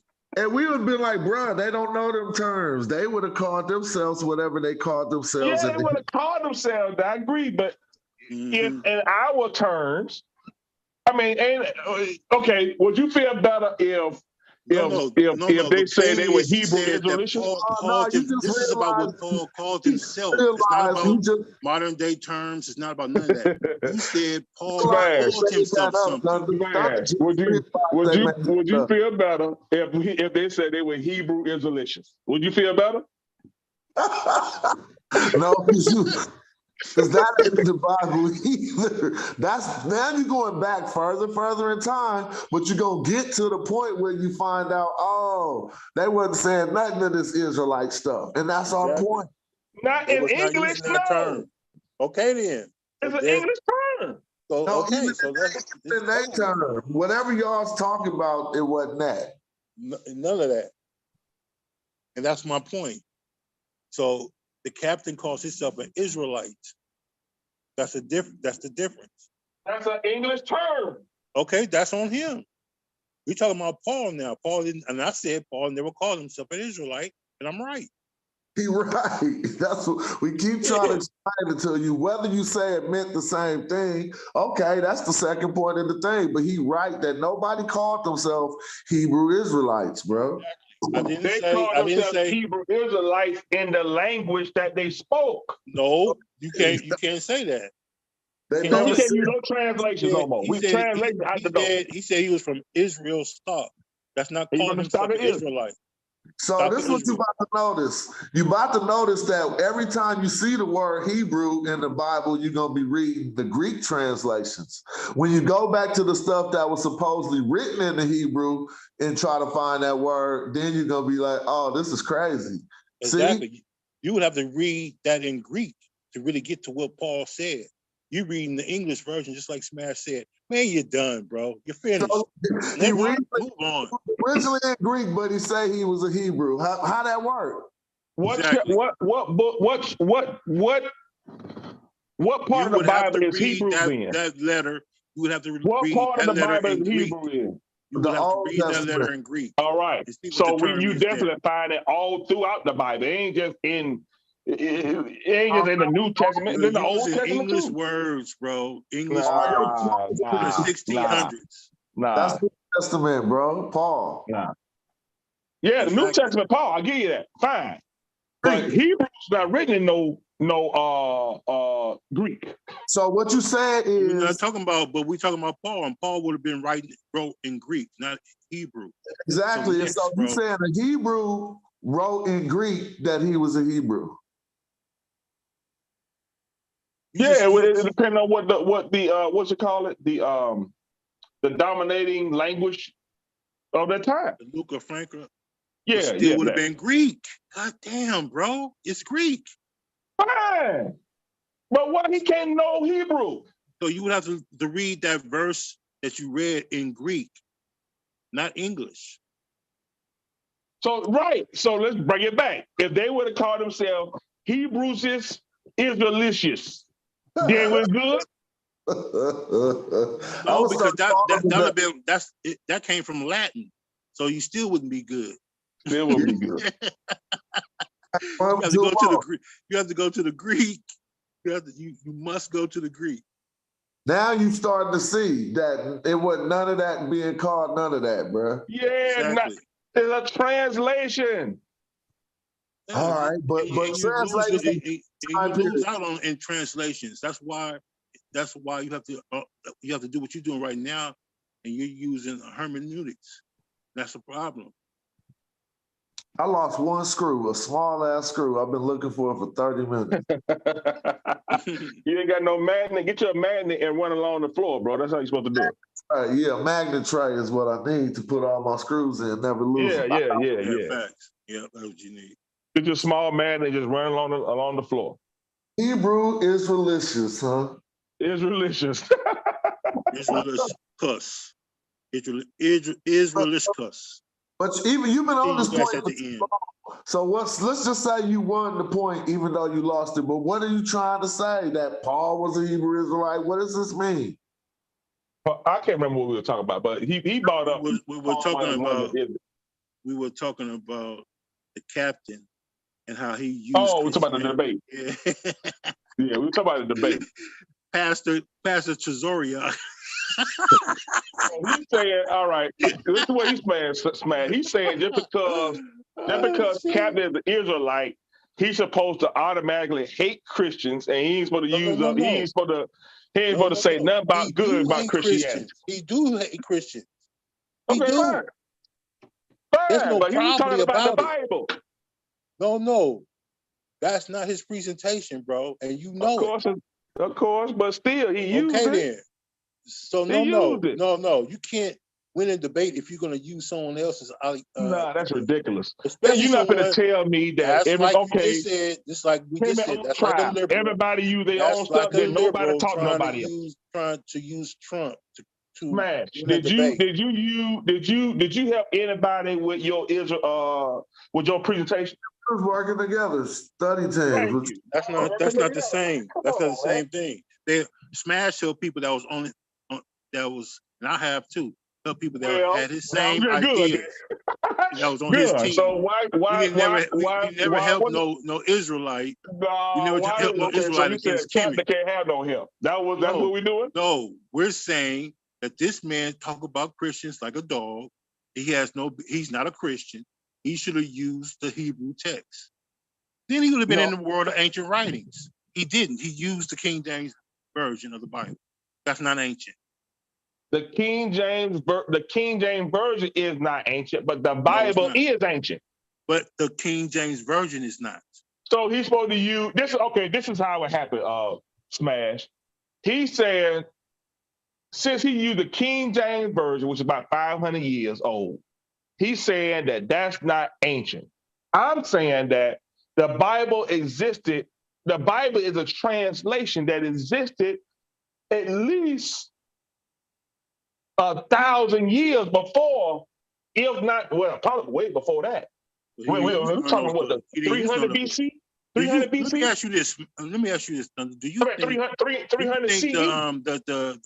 The King James version of the Bible is the same as the Septuagint? You think word for word? Do you believe that? No, but this is what I do believe. Okay, then. Okay. I believe that the Bible, I believe that the King James Version is only a translation of a version that appeared before it. Okay, but still, he's using a translation that is not ancient, and the sources that created it is not ancient.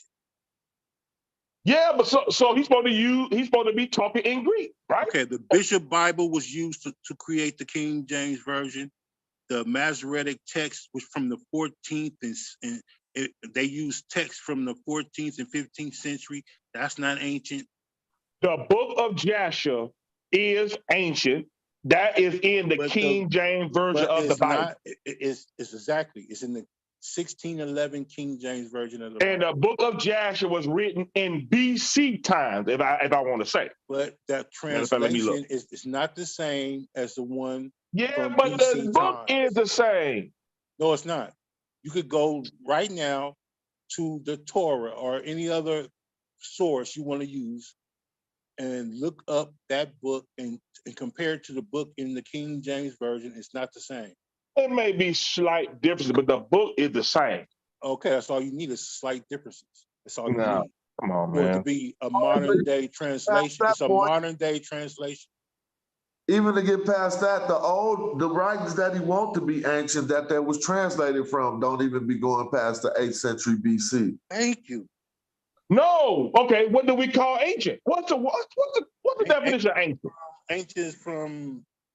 No, that's what y'all. 500 CE. So, let's think about what ancient is exactly. Think about this real quick. When Ramses belonging to the very distant past and no longer in existence. That's ancient. But just think about this. When Ramses took the throne, the pyramids have been there already for 2,000 years. So just think about that. You know what I'm just saying? And so you're saying more ancient. That's your argument. No, I'm just saying a lot of things that already transpired. We still got what? Maybe another 500. I'm just being arbitrary. Another 500 years to those writings that you. When is Ramses? I don't want to mess that up. I don't know. Probably got another 1,000 years before those writings you talking about even occur. All right. So you saying something that was just more ancient. The word ancient means very old. Having lived or existed for a very long time. From 3 BC to 5 AD. 500 AD. What time you say? From 3000 BCE to 500 CE. Who said that? Match. Who said that? That is Ancient History Wikipedia article. All you have to do is type in when was ancient times. Okay, so we know the Bible existed before. Okay, let me ask you. Did the Bible exist before 500 inhabited by humans in the period of 3000 BCE to 500 AD?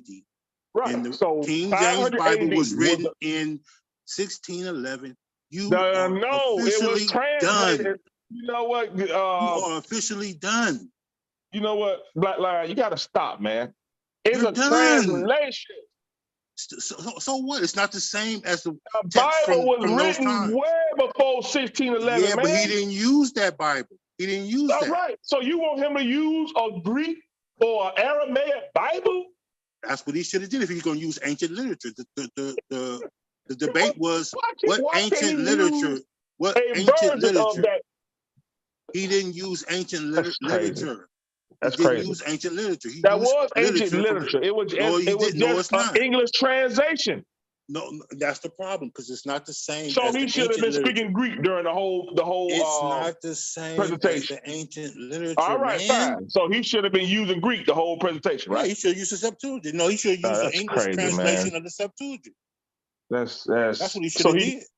So he lost the argument. In the field of ancient. He lost the argument because he can't speak Greek.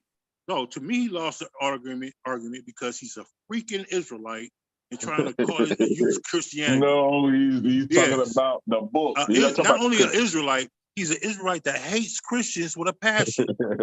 His whole movement, I want you No, to. he hates I want you. Christianity. No. I want you to type in Captain Tazoriak on Christianity before this debate, and look how he speaks I just about said Christians. he hates Christianity. Okay. So what is he doing don't using hate Christians? Christians. That's not his presentation.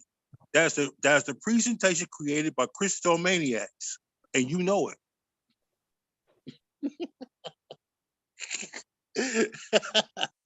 That is not his presentation. So you automatically lose on by default right there. You're using somebody else's work. It's not even your work. So he can't use somebody else's work. That's what we're Hell doing. no. His whole presentation can't be based on somebody else's work. You lose. That's horrible. That'd be like me taking Smash work and going to debate you about Egypt. That's the whole debate. No, it's supposed to be Black about Lion Supreme. It's supposed to be Black Lion Supreme versus Thunder, not Black Lion, not Thunder versus Smash. No, is Black Lion going to be using what? Other I'm gonna use people's my sources. own research. No, but you're gonna do your own. You're gonna use other people's sources. When I debated you, Thunder, I did not did. use no. I got advice from all kind of people. I use a little bit of that, a little bit of this, but my whole presentation was not based on other people's information. I did my own research. I put my own slides together, and I beat you down with my information that I found. Fine. But it That's was how still you win. somebody else's information. That's how you represent. Otherwise, it should have been Christomaniacs versus Shaka Atmos. It was still other people's information you were using. No, not his whole presentation, bro. Don't you understand the difference?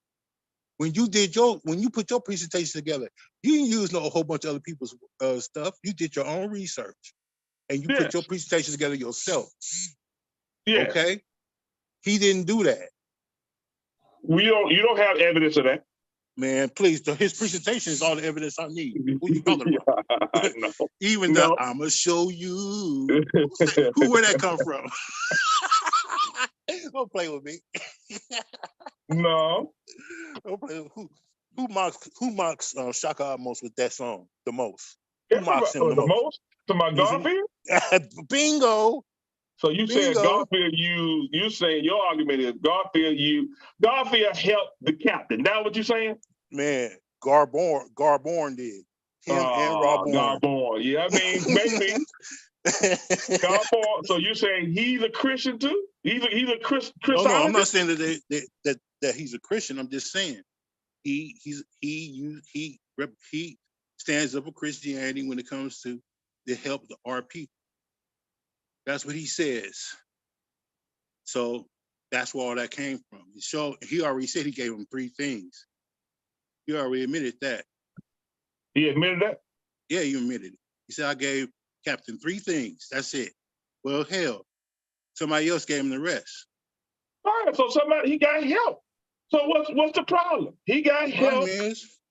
Use Judaism. Everybody help each other during these debates. No, bro. No. Helping somebody and creating their whole presentation is 2 different things. And you know it.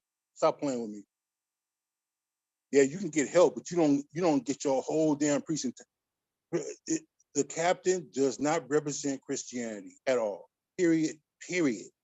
Matter of fact, he despises it. He does, but we talking about the Bible, not Christianity. No, his whole thing was about Christianity. No, he didn't use nothing about the history of Christianity. He didn't use nothing from Judaism. Nothing. He talking about his history. Yeah, that's fine. But he talking about the history of Black people using Christianity to fix their communities. That was a debate. Okay, but he's not a Christian. That ain't gonna do it. And he despises Christians. He told me that's fine, but I'm not saying you can't use it. If you would have used it, I would have no problem. If Pastor Bennett would have used it, I would have no problem. If any Christian would have used it, I would have no problem.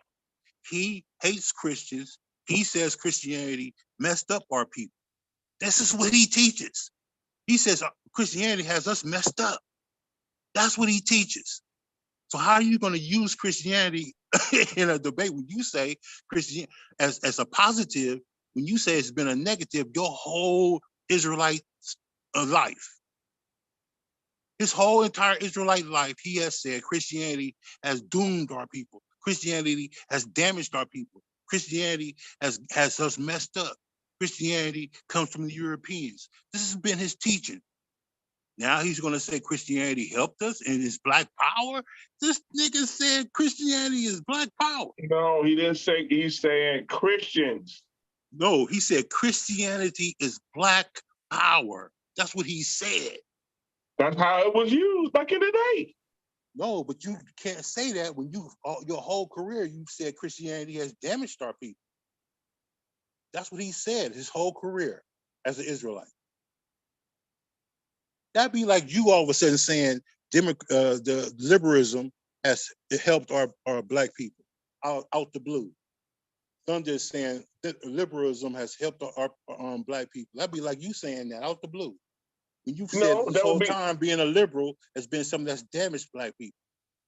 Of course, but I should be able to make that argument. No, you would never make that argument though. You would never talk about, okay, you see what I'm saying? Game over, match. It's over with. I wouldn't make the argument, but I'm not in it. If I was in a debate, I would have to look up some way that liberalism helped the black community. But you would never be in a debate that represents liberalism. You would never do that. You would never do that for no reason. And you know it. Because you would say, damn, everything I've been teaching thus far has been a lie.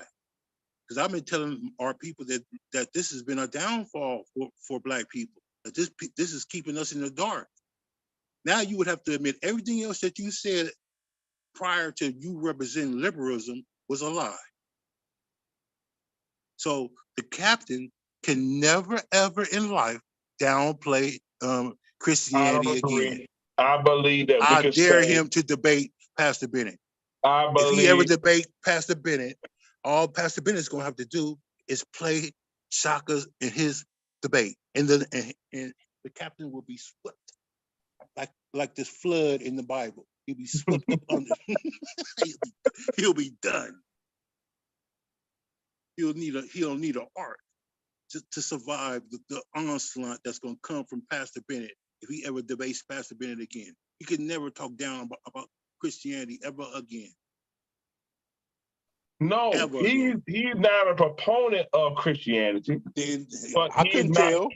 But he's also not in denial of the good that is done. Yes, he's been in denial this whole time until this debate. No, he just you haven't. I can see you haven't heard what he said about Christianity. You just never heard. No, I know what he said about Christianity. He's not a fan of Christianity.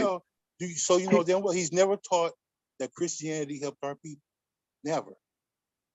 That's never been his teaching. As a matter of fact, no, I disagree. I think that has been harmful to our people.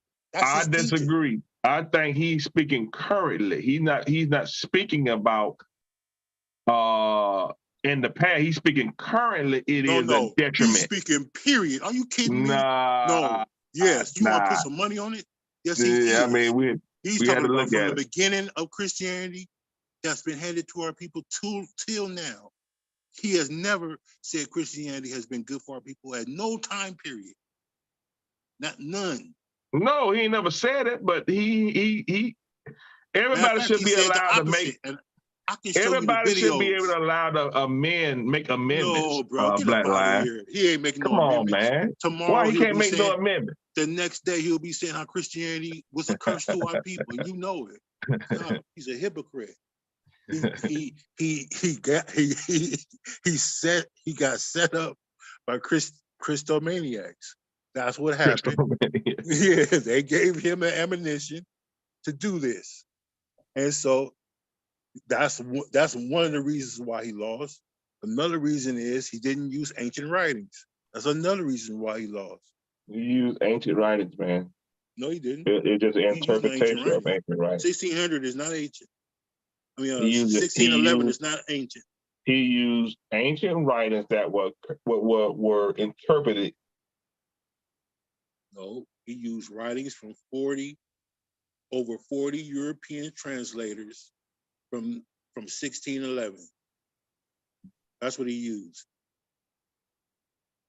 1611 is not ancient. I mean, 1611 is not ancient. He used ancient writings that were interpreted. No, he used writings from 40 over 40 European translators from 1611. That's what he used. 1611 is not ancient. I mean, 1611 is not ancient. He used ancient writings from over 40 European translators from 1611. That's what he used. He could have used the Dead Sea Scrolls. He could have used the Septuagint. He could have used the Talmud.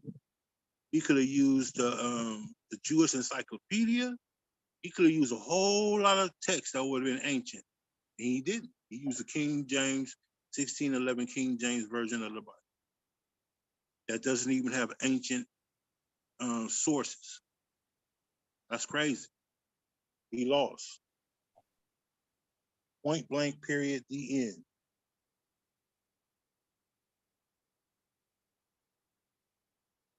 It's a pretty horrible argument. Bro, you know that's a great argument. Bad, man. You gotta stop. Being biased. You're being biased. I think you're biased too. That's what's happening. Okay, you don't think you're biased? No, not in this case, no. Because if you were to use ancient writings with the way Shaka presented, he could have easily beat Shaka. Shaka didn't use no ancient writings, man. Did he use the instructions of a minimum? Yeah, he used interpretations of instructions. Oh, but he used ancient Matter of text. fact, let me see when the instructions 1200 BCE. Nah, that's when they were written. I'm talking when they were interpreted. Oh, well, we know when they were interpreted. They were interpreted later than the Bible. They were interpreted in the 1800s sometime. What you mean they was interpreted Anything in the Bible? that nigga would have used would have been interpreted 1800s, late 1800s. Rosetta Stone. What? The Rosetta Stone. What about the Rosetta Stone? We wouldn't have known any of that stuff. How is he gonna read the Madjai and wouldn't decipher until the 1800s? Man, get up out it. If that's the case, when was the Hebrew language or when was the Greek? Okay, so you see how bad your argument is? No, but I'm saying the text that he used in reference to his argument was ancient writings. What I'm not saying the writings, is, not the writings from 1611. No, he used a modern translation of those ancient writings. He used a modern translation, 1800s of those ancient writings. No, it's not 1800s. It is the 1800s when all right. Rosetta Stone, 1802. Near the town. It was found in 1799 when it was found. Let's look at reading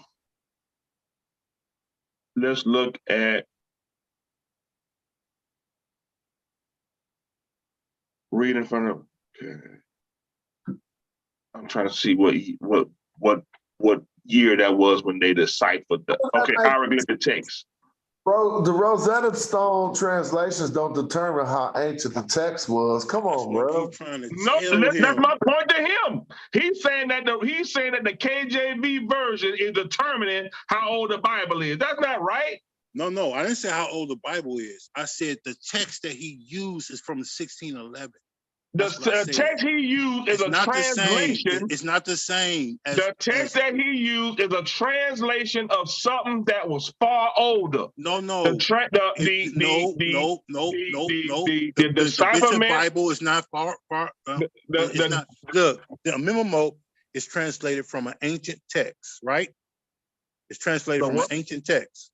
Of the instructions of Amenemhotep is translated from an ancient text. Okay. The King James Bible is translated from BC, right? the sources used to create the English version of Amenemhotep is from the hieroglyphs, an ancient text. Okay, good. 1200 BC, right? Listen. The text used to create the King James Bible are not from ancient texts. It's not used from the Septuagint. It's not used from the Dead Sea Scrolls. It's used from the Bishop's Bible. It's used from the Masoretic text from the 14 and 1500s.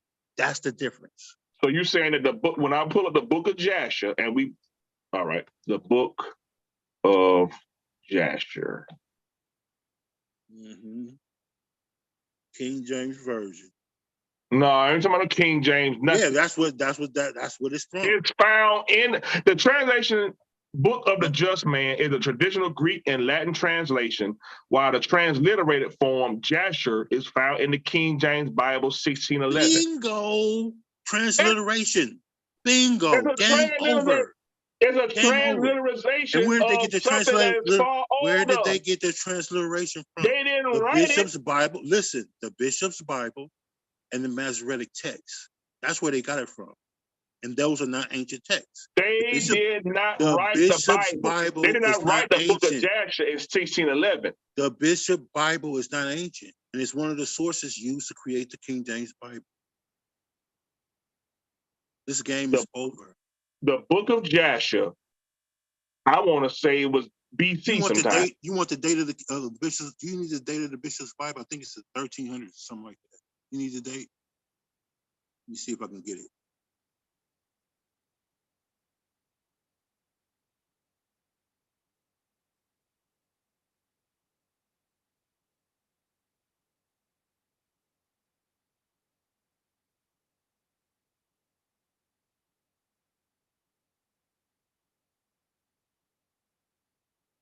If Paul wrote in the early, the Bishop's the Bible is 1568. What? That's when the Bishop Bible was created, 1568. We got that. I'm not talking about the Bishop Bible. Okay, that's I'm what was talking about used. That's when what they was used. it written? Not when it was put together. 1568. No, that's when it was put together. That's not when it was written. That is when the Bishop Bible was written. What are you talking about? That is when it was written. I just looked it up. It was written in 1568. It's damn the sure Bishop Bible is an English edition of the Bible. That's that, and it's one of the sources. It's an English edition of something that's it's one of the sources here. It's one of the sources used. It was It's an English edition of something that was here already. Let me do this. It wasn't written then. It's an edition of something that was already here, man. No, it still was written. It's still the source that they use. What are you talking about? Yeah, but the source that they used to write the Bishop's Bible existed before the Bishop's Bible. Yes, but still, they didn't use those sources. They used the Bishop's Bible. Sources used to create the King James Bible. The Bishop Bible succeeded what? The Great Bible of 1539. Yeah. The first authorized Bible in English. And the Geneva Bible of 1557. So I'm telling you, these things is the Bible was here. It's 1,000 Bibles. That's what I'm trying to tell you. But what I'm trying to tell you is the sources that they use are not ancient. The sources that they used came before they were written. But they did not use ancient sources to create the King James Bible. That's my point. They used ancient sources to translate the instructions of a memo. They used when was Paul writing? When was Paul writing? The oldest text we have from Paul is from the 3rd century. All right. So that's 300 BC. That's ancient. I mean, 300 AD. That's ancient. They didn't use that. They didn't use that text. They didn't use that. They had to use it because it's in the Bible. No, they did not use those writings from Paul. They used the writings from the Bishop's in the Bible. They used the text from the Bishop's Bible. Listen, man. The Bishop Bible contained anything written from Paul. Listen. Let's do that. Okay. That's a simple question. When was the Dead Sea Scrolls discovered? The Bishop Bible had the New Testament. When was the Dead Sea Scrolls Dead Sea Scrolls? All right. Mm-hmm. Let's see.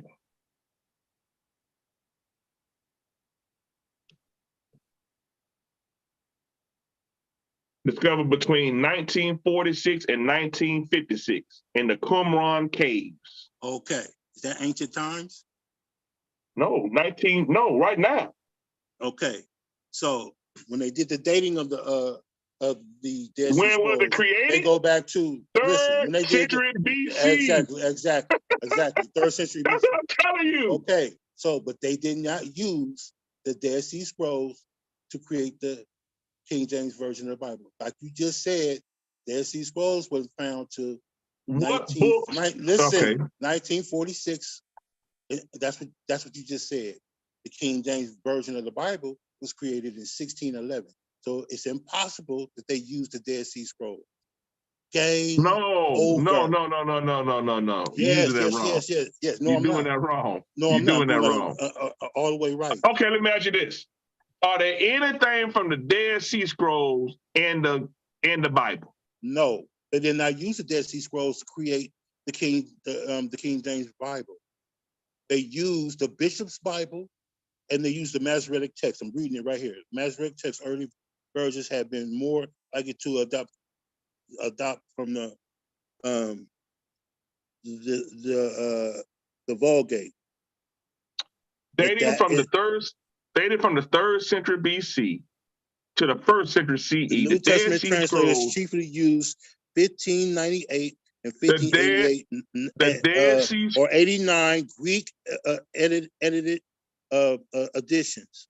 That's what it says. The Dead Sea Scrolls are considered to be a keystone. The New Testament text translators chiefly use the 1598 and 1588-89 Greek editions. Yes. Okay, that's not ancient. Those editions. That's not ancient.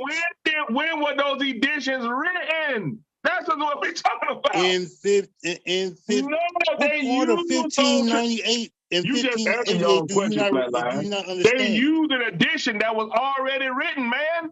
But still, what part of that don't you understand? They're using the Masoretic text before you have the text that you have from the Dead Sea Scrolls. That's from the 3rd century BCE.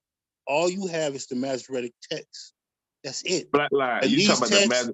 And these texts was used in 1598 and 1588 and but when were they written? 89. When were they written? I just told you when they was written. No, that's when they were used. When were they written? I just told you. All right. When they were created. Dated from the 3rd century BCE to the 1st century CE. That's the Dead Sea Scrolls.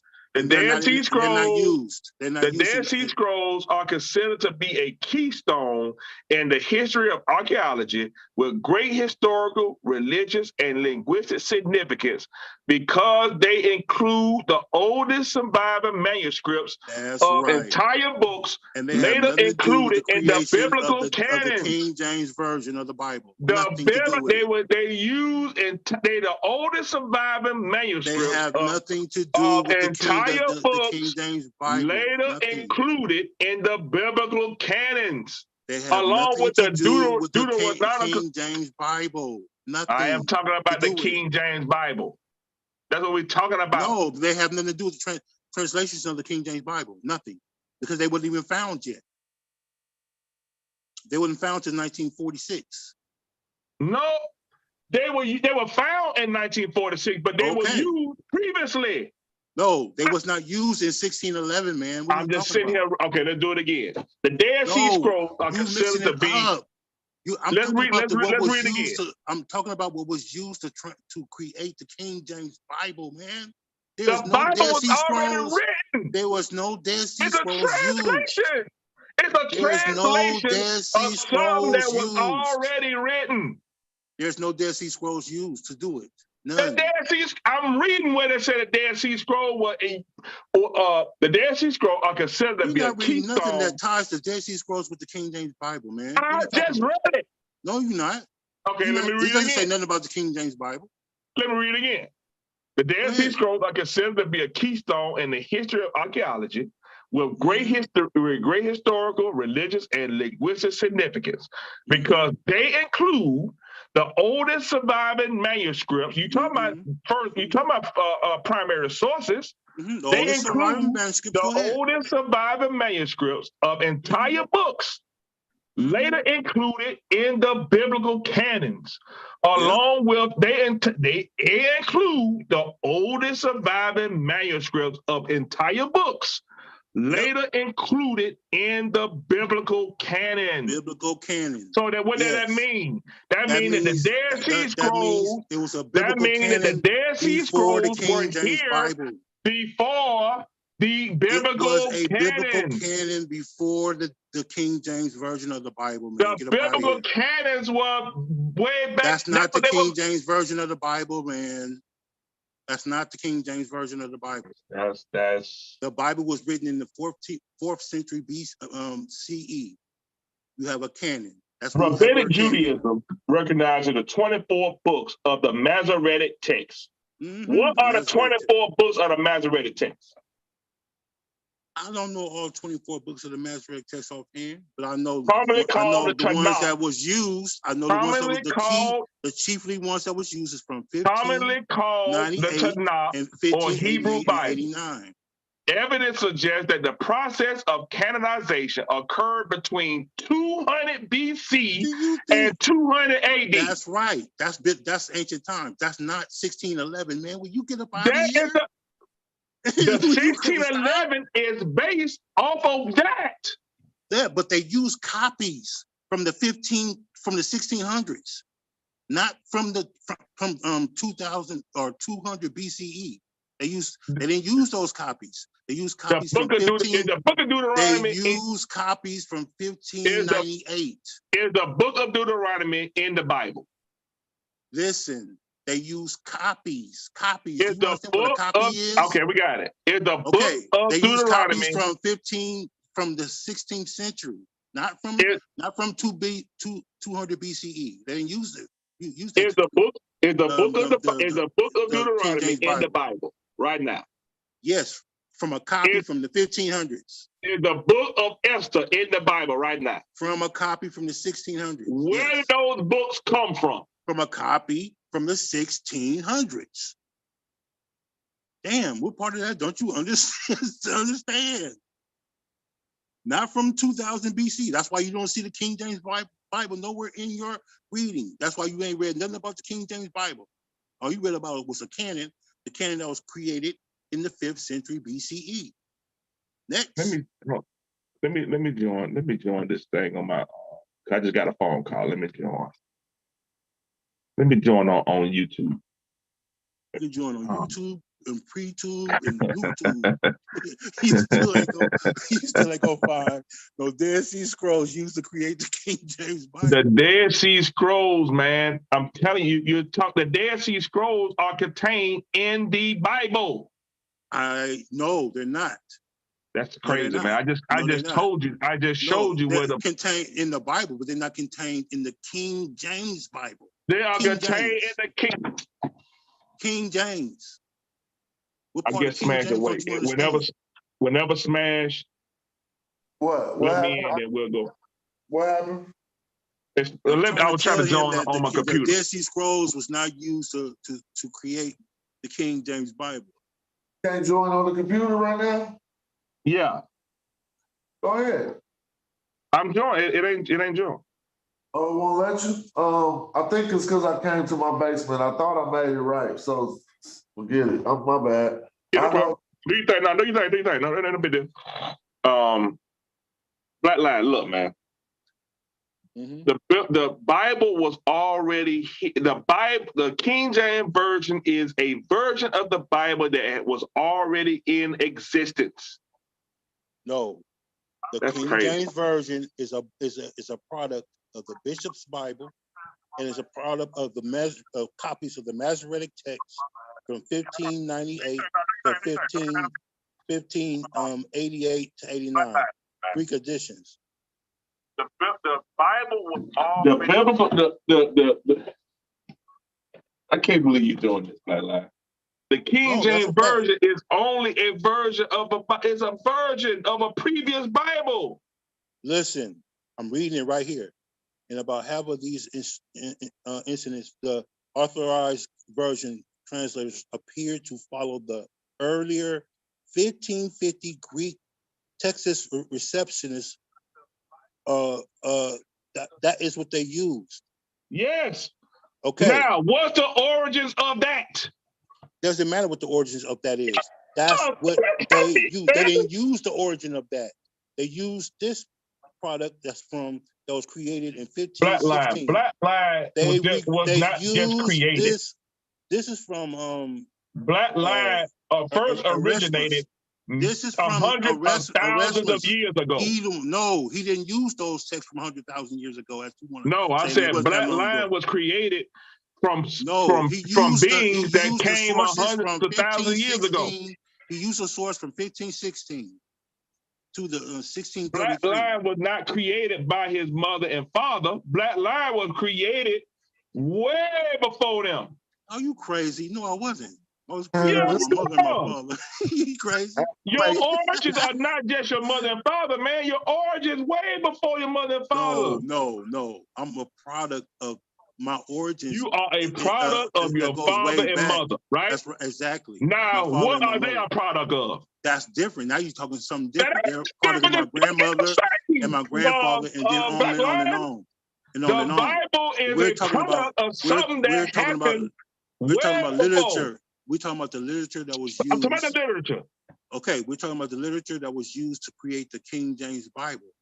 And that is the Texas reception. The King James Bible was written 1611, and it came from a version of the Bible that was written in 1539, right? It came from copies. Copies of a version that was written in 1500. No, they're not the same, though. They're different. You can't find copies of the Bible that match. Not one copy matches another copy. They're all so you're saying that so you're saying that this Bible is different than the original Bible. You damn right. Every copy. Now, you don't have the original copy.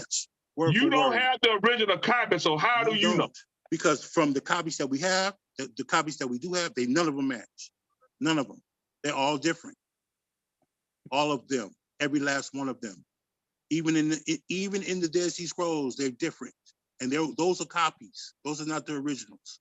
The Dead Sea Scrolls don't have any originals. They're all copies. And they all do not match. So you go from the 1st century where you have no copies to the 2nd century where you have fragments, to the 3rd and 4th century when you start to have full copies. They all different. They're all written. 3rd century was definitely, all this is still ancient. First, second, third is not ancient. Using 3rd century copies. I keep trying to tell you, they're not using 3rd century copies to create the King James Bible, Thunder. They're using copies from the 1600s. Where did those copies come from the 1600s? The Texas receptors. No, they came from earlier copies, right? They come from the Latin, from Emeritus, ERASMUS. They came from earlier. Instructamentum. His Novum Instructamentum. That's what they used. And he used in his Novus Instructamentum, he used texts from the Masoretic text from the copies from the 1516 to 1633. Good. That's what he 15 used. something to 1600. Now, when were those original books written? Again, it doesn't matter when it was written. He did not use the originals. He did not use those. He used the copies. Book of Deuteronomy goes back to 200 BC. But they didn't use that copy. That's from 200 BCE. They used the copy from the 1600s. The Tanakh was canonized 200 BC to 200 AD. Yes.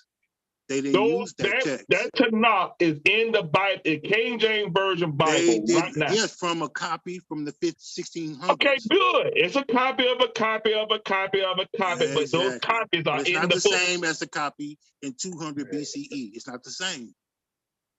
It's different. You cannot find any copies of the Bible that match. Not one. So which one right? Shit, you tell me, but I'm just telling you, you cannot find I'm gonna say the one that's written right now, right? Well, it's not the same as the ones from 200 BCE. That's fine. The other ones are wrong. This one right.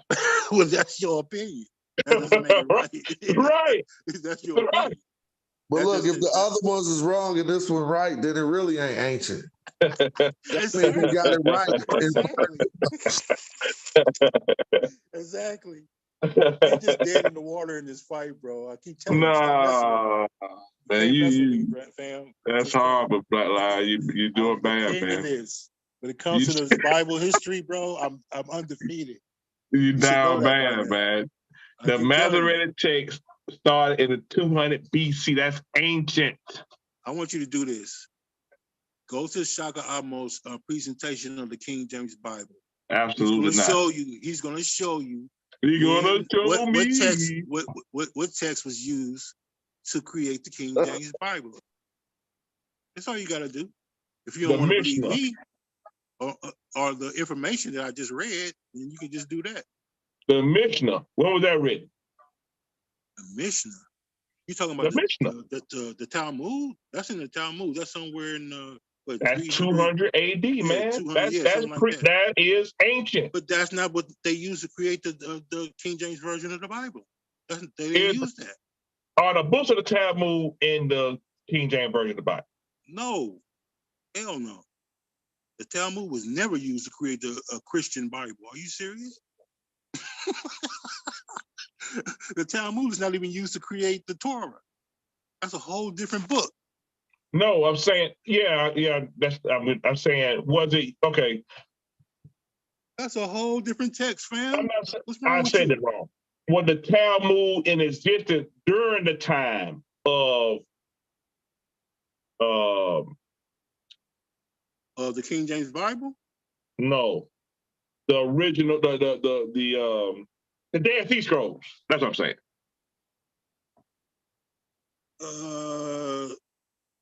No, the Dead Sea Scrolls wasn't discovered till 1946. I know it was discovered, but when was it written?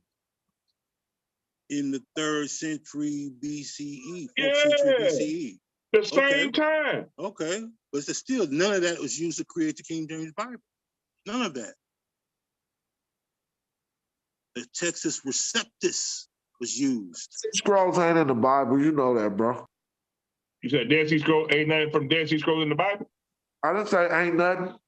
I said Dead Sea Scrolls wasn't used for the Bible, basically, like you said. It wasn't even discovered yet. No, the Dead Sea, were they written? They weren't discovered. I'm talking about the original. See, that's what you're doing, man. What you're doing is saying that the Dead Sea Scrolls, you're trying to make it like the Dead Sea Scrolls. No, I'm not. I'm trying to tell you what was written in 1946. No, they were written. No, I didn't say that. Years ago. I didn't say that. I brought that up to show that it's impossible for the Dead Sea Scrolls to be used to create the King James Bible, because the King James Bible was created in 1611. And no one knew about the Dead Sea Scrolls until 1946 in our time. The Dead Sea in our time, yes, but the Dead Sea Scrolls were the original manuscript of books in the Bible right now. The translators of the King James Bible didn't know nothing about the Dead Sea Scrolls. They knew nothing about it. No, but they knew about those books. That's why they used the Masoretic text. But they knew about the books. And they used copies, late copies. Where did copies come from? You know where they came from? Dead Sea Scrolls. But they're not the same. They're not the same. No, they came from the Masoretics, the Masoretic text. That's fine. The Masoretic text and the Dead Sea Scroll were written literally within 100 years of each other. Okay, but they didn't use those copies that was literally written about 100 years from each other. They used the copies from the 1600s. Yeah, why they had to use those copies? Because the other copies they were either corroded, which is completely different from the ones they're completely different from the ones in the early Masoretic text, and completely different from the ones of the early Dead Sea Scrolls. They're using copies from the 1600s.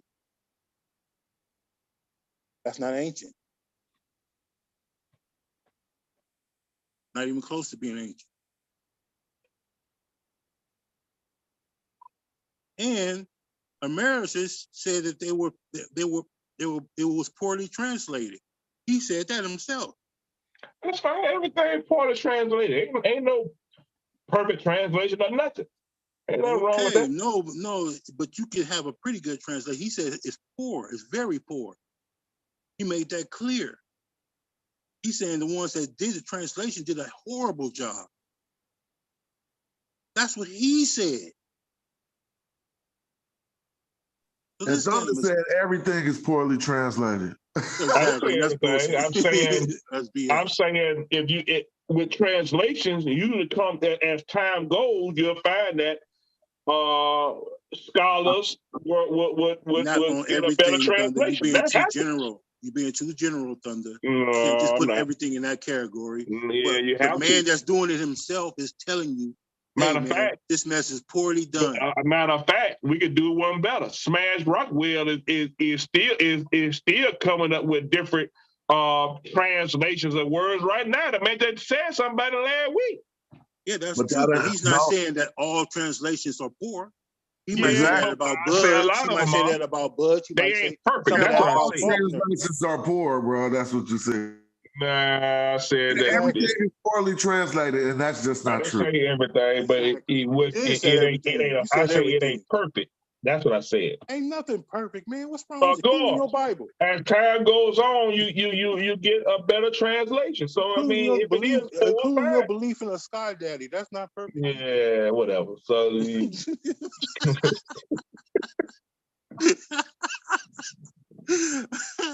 None of this stuff is perfect.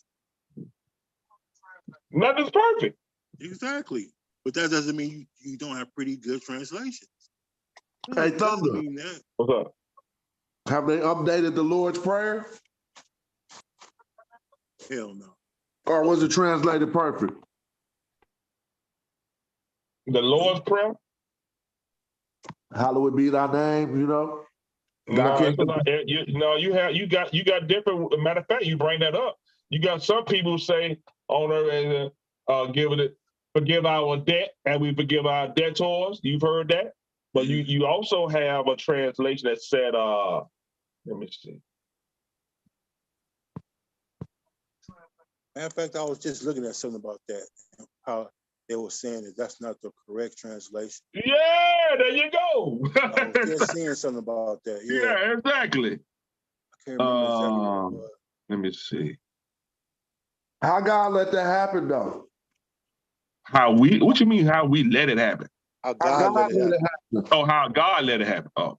Like, it's a prayer on earth that's supposed to get some people something good, and he could let some people mistranslate it and mess it up? He did. Free will, man. That's what he did. But he's not the author of confusion, though. No, he didn't do that. That's what the translator did. Man, nobody would let somebody mess up their book, including you. You You wrote know a book, what? you're not gonna let nobody mess it up. That's you, that's anybody. You're gonna correct it. You're gonna make sure it gets corrected. Yeah, but I mean, people are deceitful, man. What about those white people on the Egyptian walls? What you gonna do with that? Y'all let them do that? The Egyptian gods let them doggone Romans come in there and Greeks come in there and put all them white people on the walls? Yeah, hey, we're not in control of that country. If we were in control of that country, it'd be different. But we're not in I don't know control who of that this country. we talking about. I'm talking about Egyptian. Your God is in control of his own book. He's in control of his book.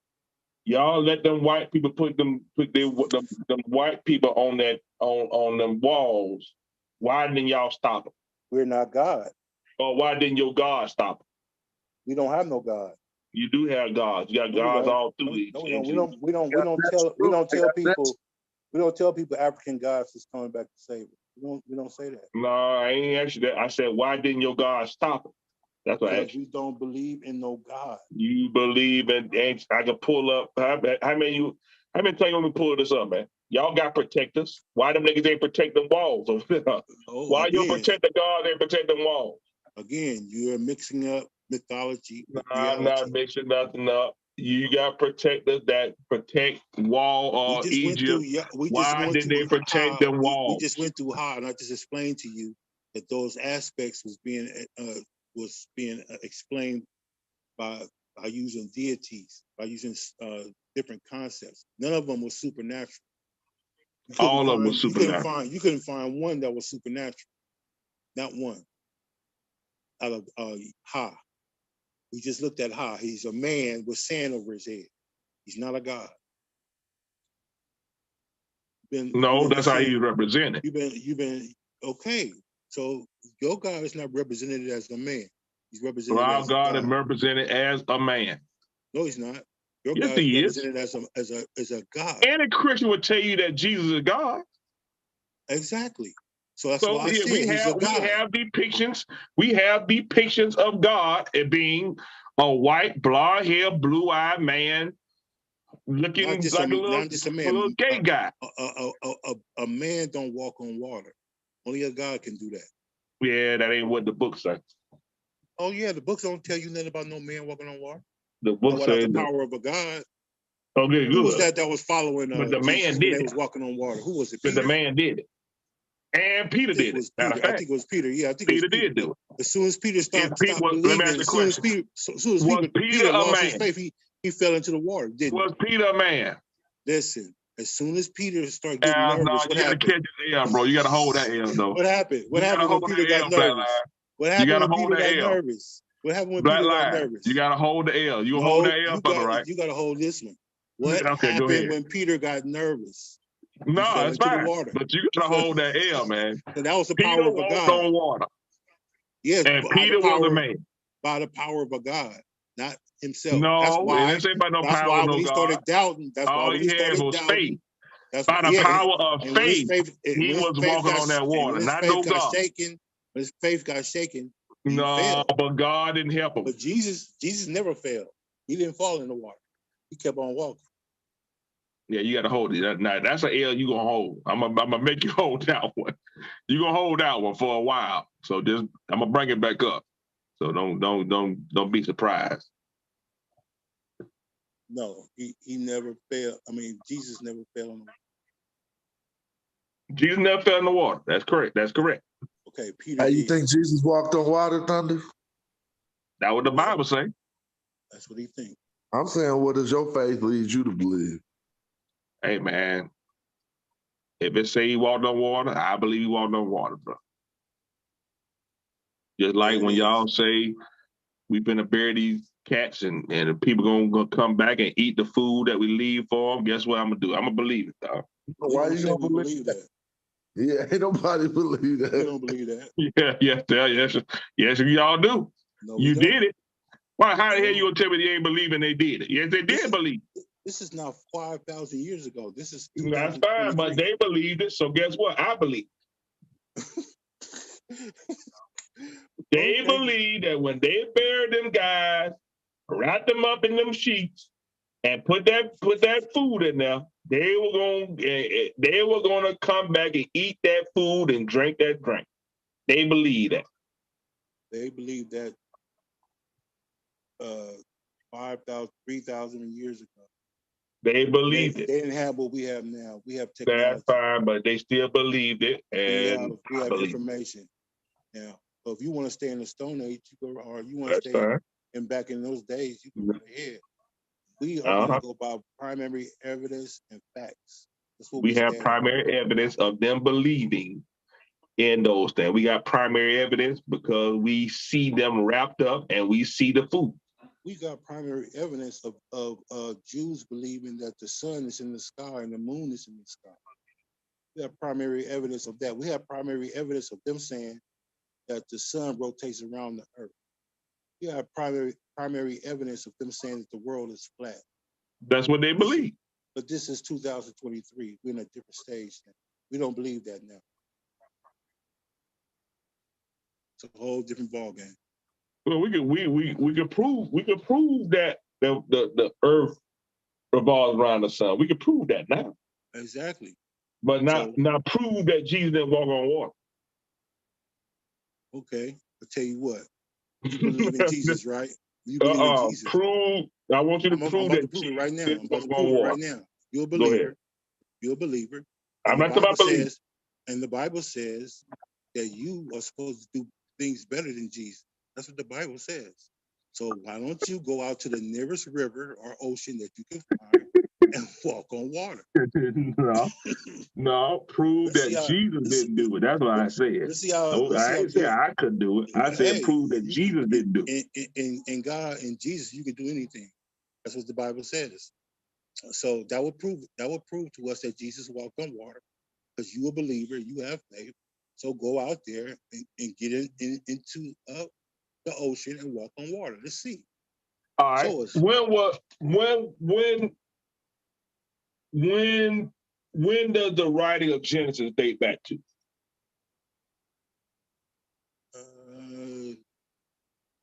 You mean the original? Probably, I guess the oldest copy, so we would have it somewhere in the 4th century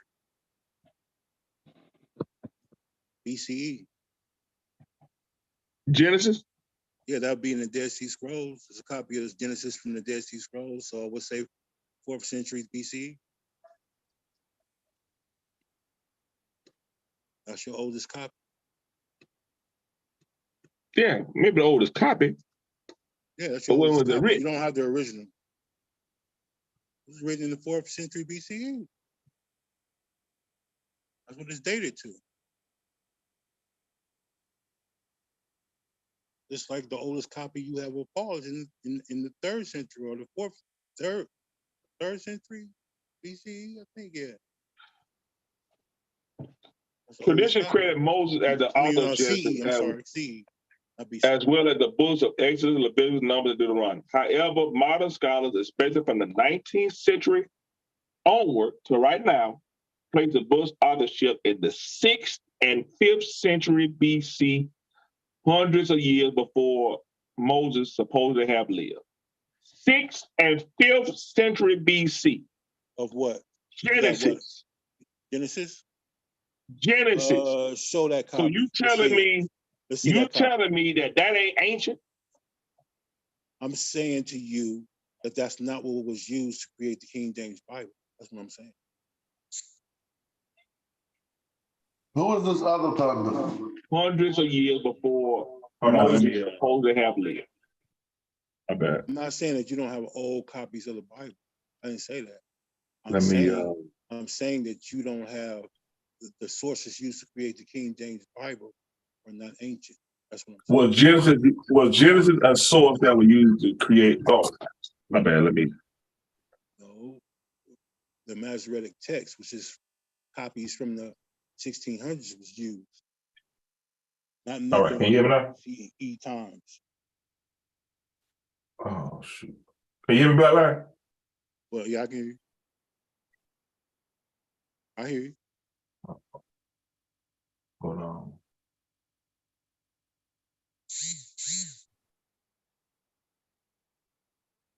Hey, can you hear me, Black Line? Yeah, I can hear you. Oh, okay. All right. I just joined on the computer. Look, man. Let me see what else I got. You ain't got no ancient copies that created the King James. Amos, Hosea, Isaiah, and Micah dated back to the 8th century BC. Yeah, you're talking about the Torah. You're talking about the New Testament. Amos, Hosea, Isaiah, and Micah dated back to the 8th century BC. That's the Is that ancient? Yes. All right. So we know that these things are based off of something that's old, man. Nobody said it wasn't. Okay, hold on. Peace, everybody. It's Brother James. I gotta ask. Man, you don't need to come in here and just. Yeah, I got to ask you some questions at this point, bro, because I can't believe that you still with the ignorance. So let me ask you this: for what reason will we adhere to the biblical narrative? Why would we continue to hold on to that? What reason are you pushing a biblical narrative? That's what I want to ask you. What you talking about? So for some reason, you a Christian or something, right? No, man. What are you talking about? Why? See, this is the ignorant shit you do. Why are you pushing the biblical narrative? Why are you adhering to that's something that we should be striving or paying attention to? What are you talking about? Do you understand how to explain? Because you've been on here arguing with Black Line Supreme for about 2 hours, and I'm trying to figure out why you adhering and holding on to a biblical narrative. What's the argument? You're saying that because you're trying to push it into an ancient text, right? But what about the ancient text before that? James. See, you finna see this finna be a no answer. That's what I'm saying, man. We can't keep talking to people with just wasting air. You acknowledge bloviating. You're doing a poor job of explaining what is your argument right now. What I'm saying is you're acknowledging the chronology of writing in the biblical text, right? Thank you. And you're going back as far back as you can go. As far back as you can go, you can't go back past the Meta text. We're not talking about no Meta text. But what did that? And that's why I asked you, why are you adhering to just the biblical text? We're talking about the Bible. Why you stop your history right there? Jane, how long you been on? How long you been listening? I've been listening for about 2 hours, and this is how you've been trying to. You've been trying to solidify biblical text. But I'm asking you, what's wrong with that? Okay, that's cool. But now, what do you? Well, why are you asking me about it then? Because I'm asking you, what about the text that predates that? We're not. Are we talking about the text that predate that? We have to be. Why? Because the history is dealt with in a chronological order. If you want to talk about it, James, feel free. Why are you trying to make me talk about it? Because you are on here wasting people's time talking about a biblical narrative as if that's the only narrative in history. Or that's the only legitimate narrative that we should adhere to. The better thing to have done is to come on and make a presentation that if you want to promote anything that's older than the Bible, feel free. Why do you feel like as a man you even have the right to question anything I do? Because you over here questioning some kind of way you came over I here. Ain't questioning nothing. I'm making my case. Some kind of way. Now, why don't you make your case? Biblical history as if it's significant in the whole scheme of things, and I don't agree. So that's what I'm trying to figure out. What don't you agree with, Jane? Good. Now we're getting somewhere. What don't you agree with? Steadfast on pushing a biblical narrative on our people. What don't you agree with? Of significance. I don't agree with you not acknowledging the history that predates biblical history. We're not talking about anything that predates biblical history. But we should be. No, why would you who are you to tell me what I should be doing? Because you keeping us stuck in an AD period and history goes. If you want to do it, why don't you do it? Why you tell me what I should That's why I came on here to go ahead and do it. To keep you from going around the ring around the road. Let me tell you something about me, James. About some AD history. That's why I came on here. Let me tell you, we don't know each other, right? But I think we're friendly with each other. Let me tell you something. I do not have a boss. I don't have a supervisor. I don't have anybody that oversees anything I do. If you want to do that, go ahead. What I'm saying is, but don't tell me what I should be doing. With all due respect. Right, but what I'm saying is you should not be coming this number one. This ain't your show. This is Smash Rockwell's show. Mm-hmm. For you to come on here and tell me what I should be doing is quite cavalier, at least, if not more. You're at least cavalier at this point. What I'm saying is dial it back, and if you want to make some presentations, bro, go ahead. It ain't no presentation to make.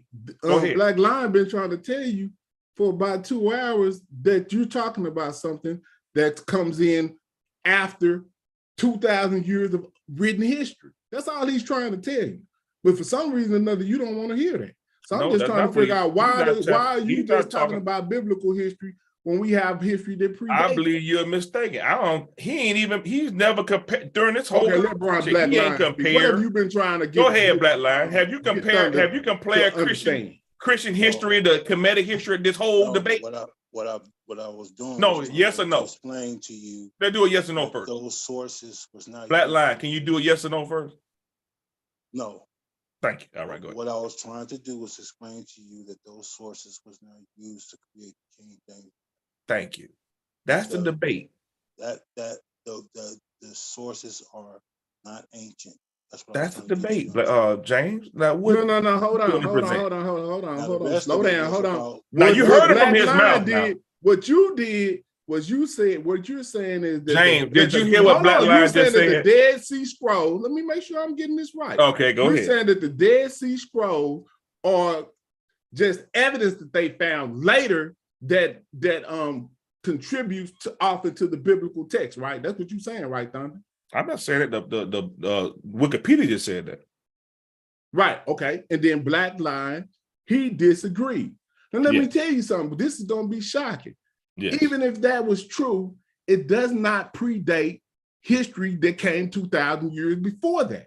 So why are we even talking about something that don't even got nothing to do with the origins? Number one, we're talking about it because what is the infatuation with the biblical history? We'll talk about it because number one, we want to talk about it.